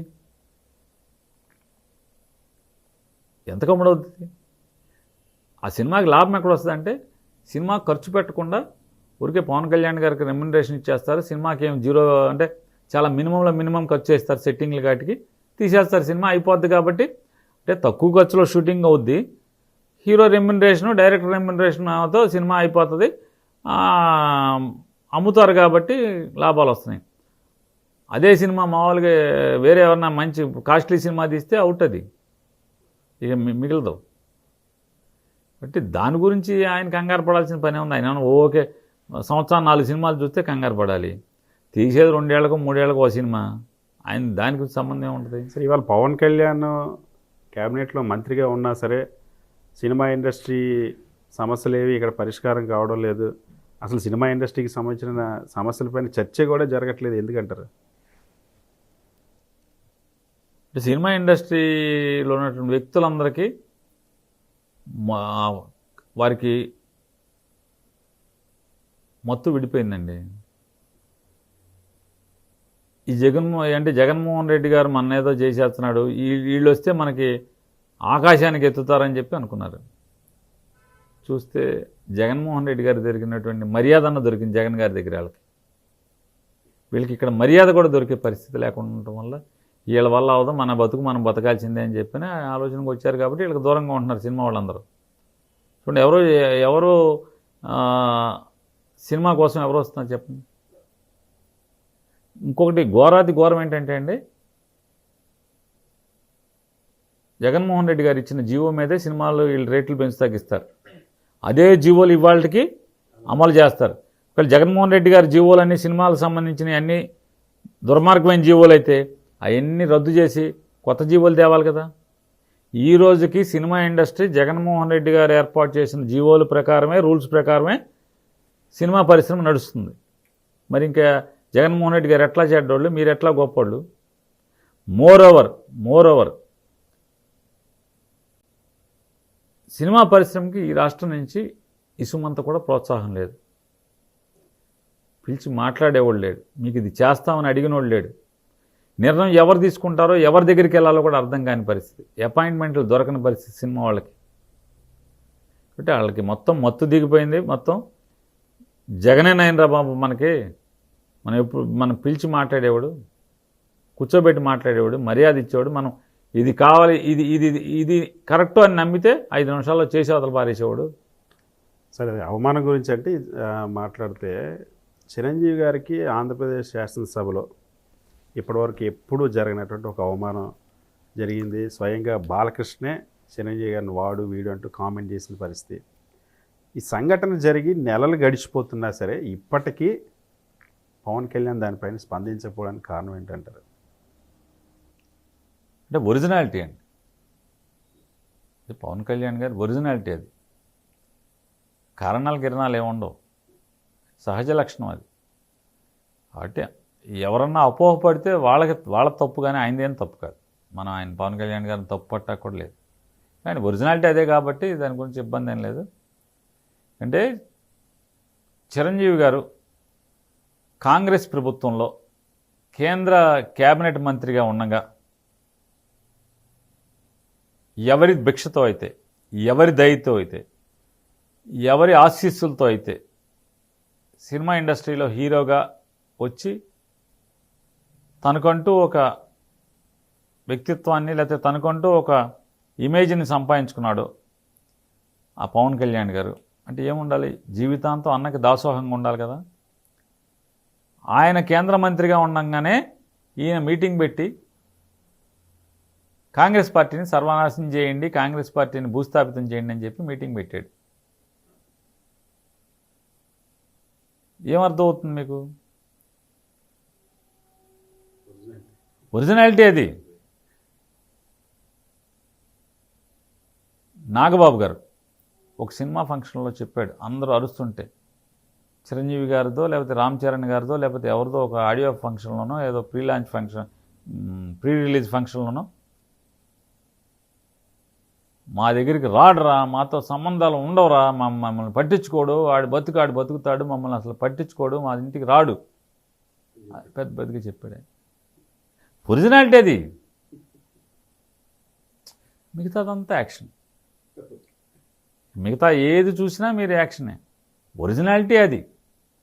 అంటే తన జీవితాన్ని, అంటే తనకు ఒక మనిషిగా మలిచి, వాళ్ళ తల్లిగారు జన్మనిచ్చి ఉండొచ్చు, కానీ వాళ్ళ మనిషిగా బతుకునిచ్చింది మాత్రం చిరంజీవి గారు. ఆయన కేంద్ర మంత్రిగా కాంగ్రెస్ పార్టీలో ఉంటే, ఆయన తమ్ముడిగా కాంగ్రెస్ పార్టీని భూస్థాపితం చేయమని చెప్పని, భారతీయ జనతా పార్టీకి ఓటేయమని చెప్పని మీటింగ్ పెట్టి నువ్వు మాట్లాడితే ఆయన ఏ రకంగా ఇబ్బంది పడి ఉంటాడు ఢిల్లీలో?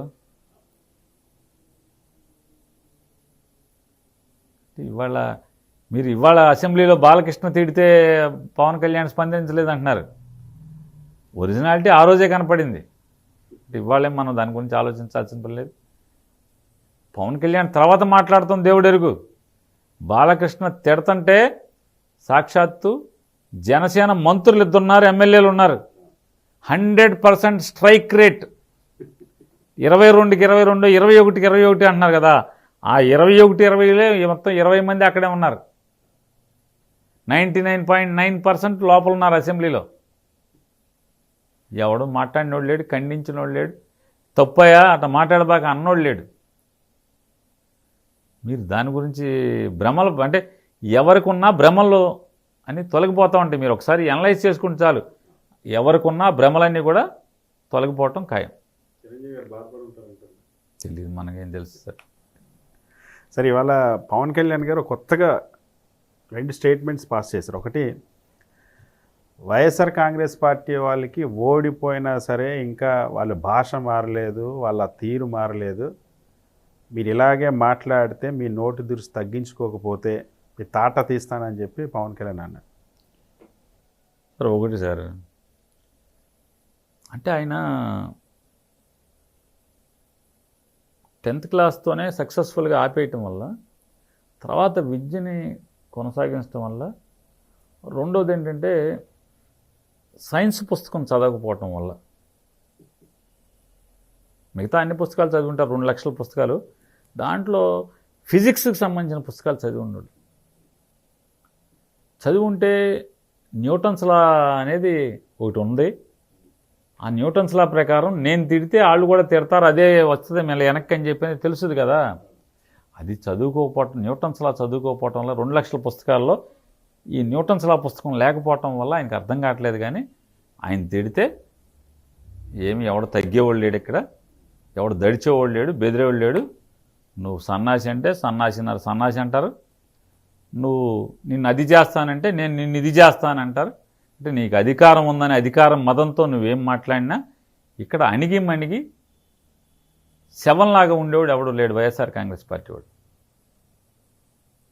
పేక తెగే వరకు కూడా ఆత్మగౌరవంతోనే పోరాటం చేస్తుంటారు. సో మీ చేతి రాతలు గీతలు కూడా చెరిపేస్తామని చెప్పి అంటున్నారు పవన్ కళ్యాణ్ గారు. సరే, ఇవన్నీ చెప్తున్నా కదండి. ఎవరో సినిమా రైటర్ రాస్తే ఆ రాసిన డైలాగుల్ని వల్లివేస్తే బాగానే ఉంటుంది. ఆ మైక్లో మాట్లాడి ఆ మైక్లోకి వెళ్ళి మైక్లోంచి గొట్టంలోకి వెళ్ళినప్పుడు బాగానే ఉంటుంది. కానీ అది ఆచరణ సాధ్యమా? సినిమాల్లో ఎగిరెగిరి తంటూ ఉంటారు, అది నిజమా తన్నేది? ఏమండి, పిల్లల్ని కొడుతూ ఉంటారు, లేకపోతే సినిమాల్లో ఇంకోళ్ళని కొడుతుంటారు, ప్రత్యర్థులను కొడుతుంటారు. అవన్నీ జరిగేదా? అంటే ఆయన ఎగ్జాక్ట్గా సినిమా ఎట్టా ఉంటుందో బయట కూడా అట్టాగా ఉంటుందండి. అంతకు మించి సినిమాలో కంటే సినిమా కెమెరా ముందే పెద్దగా యాక్ట్ చేయలేడు ఆయన, బయట అద్భుతంగా యాక్ట్ చేస్తాడు. సహజ నటుడు అనేవాడు ఏంటంటే కెమెరా ఉంటే lights on, Babu take ready, Babu take ready అనగానే యాక్షన్ చేస్తారు. ఈయన టేక్ రెడీ అంటే అక్కడ యాక్షన్ రాదు. సహజ నటుడు కదా, కెమెరాలు లేకుండా ఇక్కడే బాగా యాక్షన్ చేస్తాడు ఆయన. కానీ ఆ వార్నింగ్లన్నీ మీకే అంటున్నారు, ఎందుకంటే మీరే మాట్లాడతారు కాబట్టి, గతంలో మాట్లాడారు కాబట్టి. జనసేన పార్టీ వాళ్ళు ప్రెస్ మీట్లు పెట్టి కూడా ఈ మధ్య కూడా మీ సంగతి తెలుస్తామని చెప్పంటారు. సరే, ఎలక్షన్ల ముందు నా ప్రెస్ మీట్లో వీటిల్లో కింద కామెంట్లో పచ్చి బూతులు పెట్టేటువంటి జనసేన వాళ్ళే. ఇవాళ నేను ఎక్కడ కనపడినా, అది బజార్లో కనపడినా, రోడ్డు మీద కనపడినా, పెళ్లిలో కనపడినా, చావు దగ్గర కనపడినా, ఎక్కడ కనపడినా, ఒక గృహప్రవేశానికి వెళ్ళినా, ఎక్కడికి వెళ్ళినా కూడా వస్తున్నారు, షేక్ హ్యాండ్ ఇస్తున్నారు. సార్ మేము జనసేన సార్, కానీ మీరు బదే మాడతారు సార్, గొప్పగా మాడతారు సార్, బాగా మాడుతున్నారు సార్, ఫైటింగ్ అద్భుతంగా చేస్తున్నారు సార్, నిజంగా అపోజిషన్లో ఉండి ఇట్లా ఫైట్ చేయటం గొప్పగా చేస్తున్నారు సార్, మేము జనసేననే, కాకపోతే నువ్వు గొప్పగా చేస్తున్నావు, గొప్పగా మాట్లాడుతున్నావు అని చెప్తున్నారు.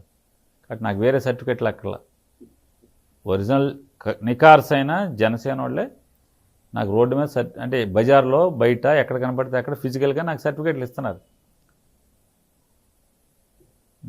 నేను నా నడత తప్పు, నా మాట తప్పు అయితే జనసేన వాళ్ళు నాకెందుకు కితాబిస్తారు? నేను కరెక్ట్గానే ఉన్నాను, నేను తేడా లేను. కాదే ఆయన న్యూటన్ ఇన్ని పుస్తకాలు 2,01,000 పుస్తకం కింద న్యూటన్స్లా పుస్తకం కూడా చదువుకుంటే బాగుంటుంది. సరే, కానీ తెలుగుదేశం పార్టీ మీకు ఒక ట్యాగ్ వేసింది, పేరుని నాని రేషన్ బియ్యం దొంగ అని ఒక ట్యాగ్ వేసింది, ఈ మీద కేసు పెట్టింది. అందులో నిజం ఎంత, ఏం జరిగింది? నేనేమంటున్నానంటే, మీరు చెప్పిన మాట నిజమైతే ఆ కేసులో నన్ను ఇంతవరకు ఎందుకు చేయలేకపోయారు? నన్ను జైల్లో ఎందుకు వేయించలేకపోయారు? మీరు చెప్పేదే నిజమైతే, మీరు వాగుతున్నదే నిజమైతే నన్ను జైల్లో వేయగలిగారా? అరెస్ట్ చేయగలిగారా నన్ను? ఆ కేసులో ఇంతవరకు నన్ను ఏమన్నా చేయగలిగారా మీరు? ఎందుకు చేయలేకపోయారా అని అడుగుతున్నాను. మీరు చెప్పేదా కనుక నిజమైతే, నేను రేషన్ దొంగనే అయితే మీ చేతకాంతనమా? అధికారం ఉంది కదా, డబ్బాలు పలుకుతున్నారు కదా, ఏం చేస్తున్నారు అడుగుతున్నాను. నేను నిజాయితీ పరుని కాబట్టి నేను దొంగను కాదు కాబట్టి మీరేమి చేయలేకపోతున్నారు. మీరేమి చేయలేకపోవడంలోనే అదే దాని అర్థం. మీ అంతరాత్మకు కూడా తెలుసు, మీ అంతరాత్మకు తెలుసు నేనేంటో. కానీ నేను నా దాడిని, లేకపోతే నా ఎదురు దాడిని తట్టుకోలేక మీరు మాట్లాడేది ఏంటంటే ఇది మాట్లాడుతున్నారు. నేను అట్లా నాలో ఏమన్నా ఆ నేరం ఉంటే, వాళ్ళ తప్పు ఉంటే నేను కుంచుకుపోయాను, ముడుచుకుపోయాను. నేను నికార్సుగా ఉన్నాను, నేను నిజాయితీగా ఉన్నాను, నాకే పాపం తెలియదు కాబట్టే మీరు నన్ను ఏమి చేయలేకపోతున్నారు. మీ మీద నేను ఎదురు దాడి చేయగలుగుతున్నాను. మీ భార్య జయసుధ గారి మీద అదే విషయంలో కేసు పెట్టారు, ఆమెని పోలీస్ స్టేషన్ వరకు తీసుకొచ్చారు, ఆమెను అరెస్ట్ చేయడానికి టీమ్స్ పంపించారు. ఆ పరిస్థితి ఎందుకు వచ్చింది? దాని వెనుక మోటో ఏంటి? నేనే మోటో.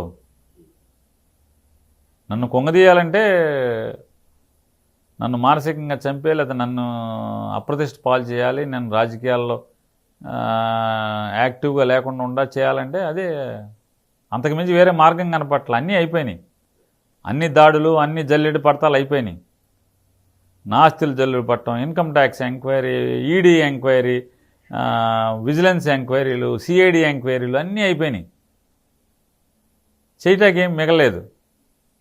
కాబట్టి ఇదే ఏకైక మార్గం అనుకునే ప్రయత్నం చేశారు. భగవంతుడు మా ఎంత ఉన్నాడు, ఆవిడకేం ఇబ్బంది జరగలేదు. ఆవిడ ఆ సందర్భంలో ఎలా నిలబడ్డారు సార్? ఆవిడ ధైర్యంగానే ఉన్నారా? అటువంటి సిచ్యువేషన్ ఎప్పుడు ఫేస్ చేసినటువంటి దాఖలాలు లేవు. చాలా సంవత్సరాల నుండి మీ ఫ్యామిలీ పాలిటిక్స్లో ఉన్నప్పుడు కూడా ఎప్పుడు ఇలాంటి సిచ్యువేషన్ రాలేదు కదా. అంటే ఆ ఒక 15 రోజులు మానసికంగా తను కుంగిపోయింది బాగా. ఆవిడ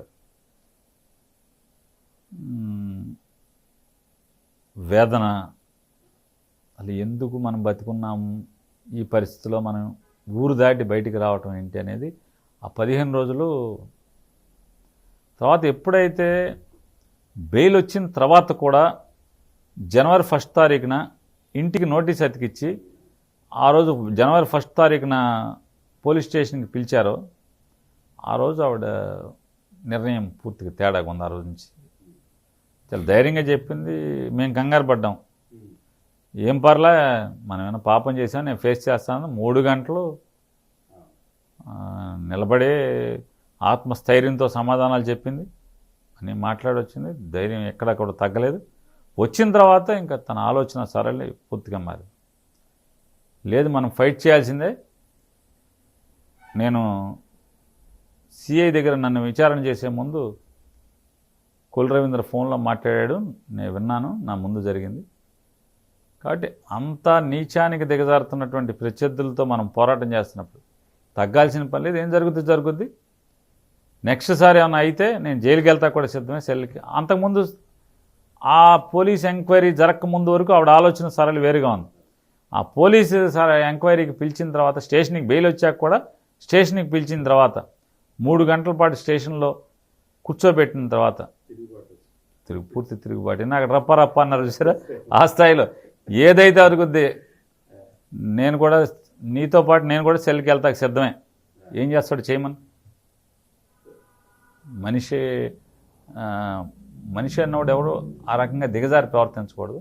సరే పద ఫేస్ చేద్దామనే అక్కడి నుంచి విపరీతమైన మానసిక ధైర్యం వచ్చేసి. సో కానీ ఇంకా అప్పుడే అయిపోలేదు. పేరు నానిని, కొడాలి నానిని ఖచ్చితంగా జైలుకు పంపించి తీరుతామని ఇప్పటికే లీడర్లు కూడా ఓపెన్గానే చెప్పారు. నెక్స్ట్ ఏదో ఒక సందర్భంలో మిమ్మల్ని మీ స్నేహితుడు ఇద్దరిని కూడా అరెస్ట్ చేస్తామని చెప్పేసి చెప్తా ఉన్నారు. వాళ్ళు సోషల్ మీడియాలో అయితే ఇంకా అదే పనిగా ప్రచారం కూడా జరుగుతుంది. You are most welcome my friends, Telugu Desam party friends, my friends, you are most welcome.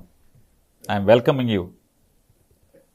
Nara Lokesh కూడా ఒక స్టేట్మెంట్ ఇచ్చారు. రెడ్ బుక్లో కేవలం ఇంకా 3 పేజీలు మాత్రమే అయ్యాయి. అప్పుడే ఎందుకు ఒక్కొక్కడు భయపడుతూ ఉన్నాడు, ఉచ్చపోసుకుంటూ ఉన్నారు వైఎస్ఆర్సీపీ వాళ్ళు. అసలేంది ఇంకా ఉంది, ఇంకా చాలామందిని అరెస్ట్ చేసి చూపిస్తామని చెప్పేసి అంటున్నారు. సార్ 3 పేజీలు కాకపోతే 1 పేజీ అయింది, ఇంకా 1,00,000 పేజీలు ఉన్నాయి. చెయ్యి అంటున్నాం కదా. అసలు చెయ్యొద్దు అని భయపడే మీరు చెప్పండి. ఓ పక్క వీళ్ళే బరిదెగించేశారంటున్నారు, వీళ్ళే రప్ప అంటున్నారు. అసలు వీళ్ళకి భయం లేదంటున్నారు, వీళ్ళు అసలు తిరగబడుతున్నారు అంటున్నారు, అది అంటున్నారు, ఇది అంటున్నారు. మళ్ళీ భయం ఎవడు పడుతున్నాడు అంటారు. ఓ పక్కేమో అసలు వీళ్ళకి భయం లేదంటున్నారు, అధికారం కోల్పోయారు అయినా భయం లేదంటున్నారు, 11 సీట్లు వచ్చినాయి అయినా మూల ఇంట్లో కూర్చోవట్లేదు, బయట రోడ్డు ఎక్కి తొళ్ళ కొడుతున్నారు, రా అంటే రా అంటున్నారు, బరిగేస్తున్నారు అంటున్నారు పోరాటానికి. మళ్ళీ ఒక పక్క భయపడుతున్నాడు.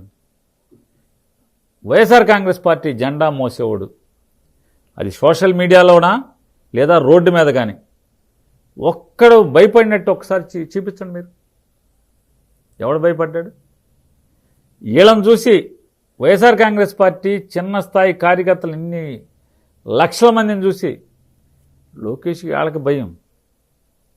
అంటే పేజీలు అయిపోయినాయి అంటే అసలు మామూలుగా ఇంకా సాపు చుట్టేస్తారేమో వీళ్ళని చెప్పని. ఎవరు? మా ఫ్యాన్ మూట నా దగ్గర ఎర్ర బుక్ పుస్తకాలు పేజీలు అయిపోయినాయి అంటే ఇక శాంతం మీదకి ఎత్తేస్తారని చెప్పాను. అదే అని అతను ఏదో స్ట్రాటజీ అనుకుంటున్నాడు. అసలు పుస్తకం మొదలే పెట్టలేదు, ఎర్ర పుస్తకం ఇప్పుడు తీయాలి, తీసుకో, ఎవడొద్దన్నాడు? ఎర్ర పుస్తకాలకి లోకేష్ 2029 సార్ మీరు ఒకటే గుర్తుపెట్టుకోండి సార్, జగన్ని ప్రేమించేవాడు, జగన్ కోసం రాజకీయాల్లోకి వచ్చినవాడు, జగన్ కోసం జెండా పట్టుకుని రోడ్డు ఎక్కేవాడు. లాఠీలకి, కేసులకి, జైళ్ళకి మాత్రం దడిచే రకాలు కాదండి. మీ ఇష్టం, మీరు ఏమన్నా చేసుకోండి. ఎవడైతే కేసుకు జైల్లోకి వెళ్ళొచ్చాడో, వెళ్ళొచ్చిన ప్రతోడు కూడా 10 రెట్లు ఉత్సాహంగా పనిచేస్తున్నాడు. ఇవాళ ఎల్లక ముందు ఆడేమన్నా కొద్దిగా బెరుకుగా ఉన్నాడేమో కానీ కేసులో, సోషల్ మీడియా కేసులోనా లేకపోతే బయట కేసుల్లోనా, లోపలికి వెళ్ళొచ్చిన తర్వాత మాత్రం 10 రెట్లు ఉత్సాహంగా పనిచేస్తున్నారు, బరి తెగించి పోరాటానికి సిద్ధంగా ఉన్నారు. 2029 కల్లా రెడ్ బుక్తో మీ వైఎస్ఆర్ కాంగ్రెస్ పార్టీని భూస్థాపితం చేస్తానని చెప్పి లోకేష్ ఛాలెంజ్ చేస్తున్నారు. నేను ఒకటే చెప్తున్నానండి, 2029కి రెడ్ బుక్ అడుగున వీళ్ళందరూ పార్టీ ఇవ్వబడతారు. రెడ్ బుక్ పునాదుల్లో వీళ్ళు కప్పెట్టబడతారు ప్రజల చేత. అది గుర్తుపెట్టుకొని, ఇది సత్యం, జరగబోయేది సత్యం ఇది. సార్ 2014లో ఓడిపోయారు, 19లో గెలిచారు, 24లో ఓడిపోయారు, 29లో ఏం జరగబోతుంది? సరే 29లో మీరు ఒకటే గుర్తుపెట్టుకోండి, ఇప్పటికే ప్రజల సంకేతం ఇస్తున్నారు. జగన్ని కోల్పోయి మనకు చాలా నష్టం జరిగింది, జగన్ ఉంటే ఇంకా బాగుండేది, మన పిల్లల చదువులు కొనసాగాయి, చదువులకు ఇబ్బంది లేకుండా ఉండేది, వైద్యానికి హాస్పిటల్కి వెళ్తే ఇవాళ దిక్కు లేదు, అతి లేదు, గతి లేదు, రోగం వచ్చి సామాన్యుడు హాస్పిటల్కి వెళ్తే చూసే దిక్కు లేదు, డబ్బు లేకపోతే పలకరించే దిక్కు లేదు హాస్పిటల్లో. సాక్షాత్తు తెలుగుదేశం పార్టీ ఎమ్మెల్యేలు చెప్తున్నారు, నేను చెప్పట్లా ఈ మాటలు, తెలుగుదేశం పార్టీ వాళ్ళు చెప్పేది. ఇవాళ పిల్లల చదువులు, పిల్లల ఇంగ్లీష్ నేర్చడం ఆగిపోయింది. పరిశ్రమల ప్రతి దోపిడీ తప్పితే పరిశ్రమలు రావట్లేదు ఇక్కడికి, భూములు దోచుకుంటున్నారు తప్పితే పరిశ్రమలు రావట్లేదు ఇక్కడికి. ఉద్యోగాలు కల్పిస్తూ ఉన్నారు, కల్పించకపోతే నిరుద్యోగ భృతిస్తూ ఉన్నారు. ఏముందండి, జీరో టోటల్గా. మమ అనిపిస్తున్నారు. 80 లక్షల మంది పిల్లలకి అమ్మఒడి ఇస్తానని చెప్పి ఇవాళ 50 లక్షల చిల్లర, 60 లక్షల చిల్లర మందికి అమ్మఒడి ఇచ్చి అయిపోయిందని చెప్తున్నారు. ముందు సంవత్సరం అన్ని పథకాలు ఎగ్గొట్టారు. సంక్షేమం లేదు, అభివృద్ధి లేదు, పాలన లేదు. రెడ్ బుక్ తప్పితే, అక్రమ కేసులు తప్పితే ఆంధ్రప్రదేశ్ రాష్ట్రం కేర్ ఆఫ్ అక్రమ కేసులు, కేర్ ఆఫ్ రెడ్ బుక్ తప్పితే, కేర్ ఆఫ్ దోపిడీ తప్పితే, ఈ రాష్ట్రంలో కేర్ ఆఫ్ అప్పులు తప్పితే మరొకటి లేదు ఆంధ్ర రాష్ట్రం. సరే, ఇవాళ మీ పార్టీ క్యాడర్ అందరినీ మళ్ళీ అధికారంలోకి వస్తే బాగా చూసుకుంటాం, 2.0 అంటే ఎలా ఉంటుందో చూపిస్తాం అని చెప్తున్నారు. అధికారులు ఉన్నప్పుడు పట్టించుకోకుండా ఇప్పుడు ఈ మాటలు మీరు చెప్తుంటే నమ్ముతున్నారా క్యాడర్? సార్, జగన్మోహన్ రెడ్డి గారు చెప్పింది నమ్మారు కాబట్టి, జగన్ అంటే చెప్పింది చేస్తాడు. ఆ రోజు జగన్ ఏం చెప్పాడు 2019కి ముందు? కులం చూడకుండా, మతం చూడకుండా, పార్టీ జెండాలు చూడకుండా,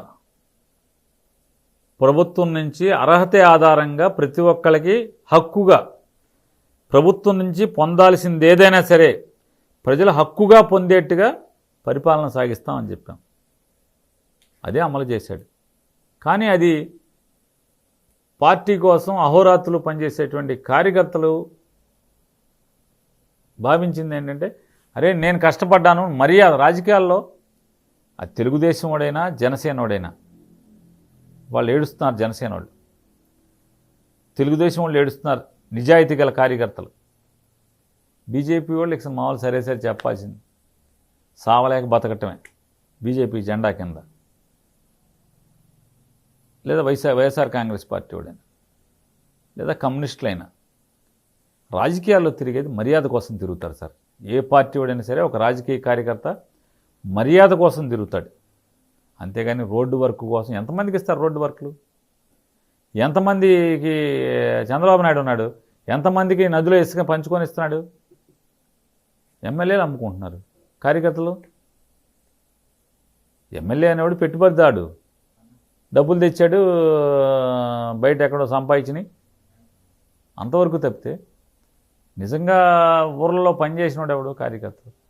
కార్యకర్తల్లో ఎంతమంది తింటున్నారు ఇసుక డబ్బులు? లేదు ఊళ్ళో ఎంతమంది రోడ్లు కాంట్రాక్టులు చేస్తున్నారు? కాబట్టి అల్టిమేట్గా కార్యకర్త కోరుకునేది మర్యాద. మర్యాద అంటే మర్యాద ఎలా వస్తుందని ఫీల్ అవుతారు రాజకీయాల్లో? మర్యాద అంటే ఎట్లా వస్తుంది? ఊర్లో ఎవరికన్నా ఏ పని వచ్చినా, వీడు జగన్తో తిరుగుతాడు, ఆడి దగ్గరికి వెళ్దాం, ఎరా తమ్ముడు కొంచెం నాకు ఈ పని వచ్చింది, ఎంఆర్ హౌస్లో పని వచ్చింది, ఎండి హౌస్లో పని వచ్చింది, లేదా విఆర్ఓతో పని వచ్చింది, లేదా పంట కాలువలతో పని వచ్చింది, లేదా వ్యవసాయ శాఖ వాడి దగ్గరికి పని వచ్చింది, లేదా పోలీస్ స్టేషన్కి పని వచ్చింది. అక్కడికి వెళ్తే వీడి వల్ల అవుతుంది అని చెప్పని అంటాడు, ఆడిని వేసుకుని బయలుదేరతాడు. రాజకీయ నాయకులు, రాజకీయ కార్యకర్తల ఆలోచన సరళ ఎట్లా ఉంటుందంటే అండి, ఇంట్లో భార్యని హాస్పిటల్ తీసుకెళ్ళాలి, ఆ టైంకి డాక్టర్ అపాయింట్మెంట్ ఇస్తాడు. ఈలోపు ఎవడో వస్తాడు ప్రజల నుంచి వచ్చి, అన్నా నమస్తే అన్న, మనకి ఈ పని కావాలన్నా అంటాడు. సరే పద వెళ్ళిపోదాం అని చెప్పి మోటార్ సైకిల్ ఎక్కించేసుకుంటాడు. వెంటనే ఆడితో పాటు తిరిగి ఇంకోటి చెప్తాడు, అరే కిషోరు లేదా అరే కృష్ణ, ఇంటికాడ మీ వదిన ఉంది, హాస్పిటల్ తీసుకెళ్ళి ఇటు తీసుకుపోతాడు. ఎందుకు చేస్తాడు అంటే ఇతనికి పని చేస్తే నా పలుకుబడి పెరుగుద్ది. పలుకుబడి పెరగటం అంటే మర్యాద. ఏం కోరుకు నమస్కారం మర్యాద, దాన్న కూర్చోన్నా మంచిలు తీసుకో అన్న. రాజకీయ కార్యకర్త కోరుకునేది మర్యాద కోరుకుంటాడు. ఆ మర్యాద ఇస్తాను రేపు అని చెప్తున్నాడు జగన్మోహన్ రెడ్డి. ఎస్, నా జెండా మోసే కార్యకర్తకి రేపు నా ప్రభుత్వంలో మర్యాద వచ్చేట్టు చేస్తాను. కిందటిసారి నేను అలా అనుకున్నాను, ప్రజలు కూడా అది కరెక్ట్ కాదేమో అని భావించినట్టున్నారు కదా. ఎస్, నా వాళ్ళకి రాజకీయ మర్యాద కావాలి, నేను మర్యాద ఇస్తానని చెప్తాను. మర్యాద ఇస్తాడు ఖచ్చితంగా. జగన్ అంటే చెప్పాడంటే చేస్తాడంతే. Sir, Chandrababu Naidu, Pawan Kalyan, BJP, yellow media వీటన్నిటిని తట్టుకొని 29లో మీరు అధికారంలోకి రావడానికి మీ దగ్గర ఉన్న ఆయుధాలు ఏంటి? Social media. మా ఏకైక ఆయుధం సోషల్ మీడియా. మా సోషల్ మీడియాతోనే ఖచ్చితంగా మేము వీళ్ళ కుట్రలు, బీజేపీ, ఆజేపీ, ఈజేపీ, టీడీపీ, యాపీ, ఈపీ, జనసేన, ఏపీలైనా, ఏ పేపర్లైనా, ఏ టీవీలైనా, 25 ఛానల్స్ అయినా నిలబడతారా? ఇన్ని కేసులు పెడుతున్నా కదా, మీ సోషల్ మీడియా నిలబడే అవకాశం 19కి ముందు చూశారు. సోషల్ మీడియా కేసు అంటున్నారు. నిన్నాడు చెప్పా, సోషల్ మీడియా కేసులో జైలుకి వెళ్ళి వచ్చినాడు 10 రెట్లు ఉత్సాహంగా పోస్టులు పెడుతున్నాడని చెప్పా కదా. ఖచ్చితంగా ఈ పేపర్లు, టీవీలన్నింటినీ కూడా బలాదూరు మా సోషల్ మీడియా ముందు, YSR Congress party social media ముందు. సోషల్ మీడియా అంటే మాకు ఎవడు ఉండడు. ఆఖరికి కూలికి వెళ్ళే కార్యకర్త కూడా, ఆడి ఇల్లు గడవటం కోసం కూలిపల్లికి వెళ్ళే కార్యకర్త కూడా మా సోషల్ మీడియా యాక్టివిస్టే. కూలికి వెళ్ళి కూడా, కూలిలోంచి కూడా మధ్యలో అన్నానికి లేచినప్పుడు పోస్టింగ్ పెడతాడు, వెళ్ళేప్పుడు పెడతాడు, వచ్చేప్పుడు పెడతాడు, షేర్ చేస్తాడు. అంటే వైఎస్ఆర్ కాంగ్రెస్ పార్టీ బలం మా సోషల్ మీడియా. ఈ ఆంధ్రజ్యోతి, టీవీ5, ఈనాడు, ఇది మహా బొహా, ఈ 10 ఛానల్స్, ఈ పేపర్లు చీల్చి చెండాడితే వీళ్ళందరినీ కూడా సోషల్ మీడియా ద్వారానే ఖచ్చితంగా మేము జనబాహుళ్యంలోకి బలంగా వెళ్తాం, బలంగా గెలిచి వస్తాం మళ్ళీ. సార్, వచ్చే ఎన్నికల్లో మచిలీపట్నం నుండి ఎవరు పోటీ చేయబోతున్నారు? మీరా, మీ అబ్బాయా? జగన్ గారు టికెట్ ఇస్తే పేర్ని కృష్ణమూర్తి పోటీ చేస్తాడు. జగన్ గారు ఇన్ఛార్జిగా పెట్టారు, కష్టపడి తిరుగుతున్నాడు, ప్రజలు మన్ననలు పొందటానికి చూస్తున్నాడు, ప్రజలకు చేరువవటానికి ప్రయత్నం చేస్తున్నాడు, 24 గంటలు తిరుగుతున్నాడు. జగన్ గారు చివరికి టికెట్ ఆయనకే ఇస్తే ఖచ్చితంగా అతనే పోటీ చేస్తాడు. ప్రజలు ఆశీర్వాదం. మీరు చేయరు? ప్రత్యక్ష రాజకీయాల్లో నేను ఉన్నానని చెప్తున్నా కదా, నేను పోటీ చేయను. Thank you so much sir.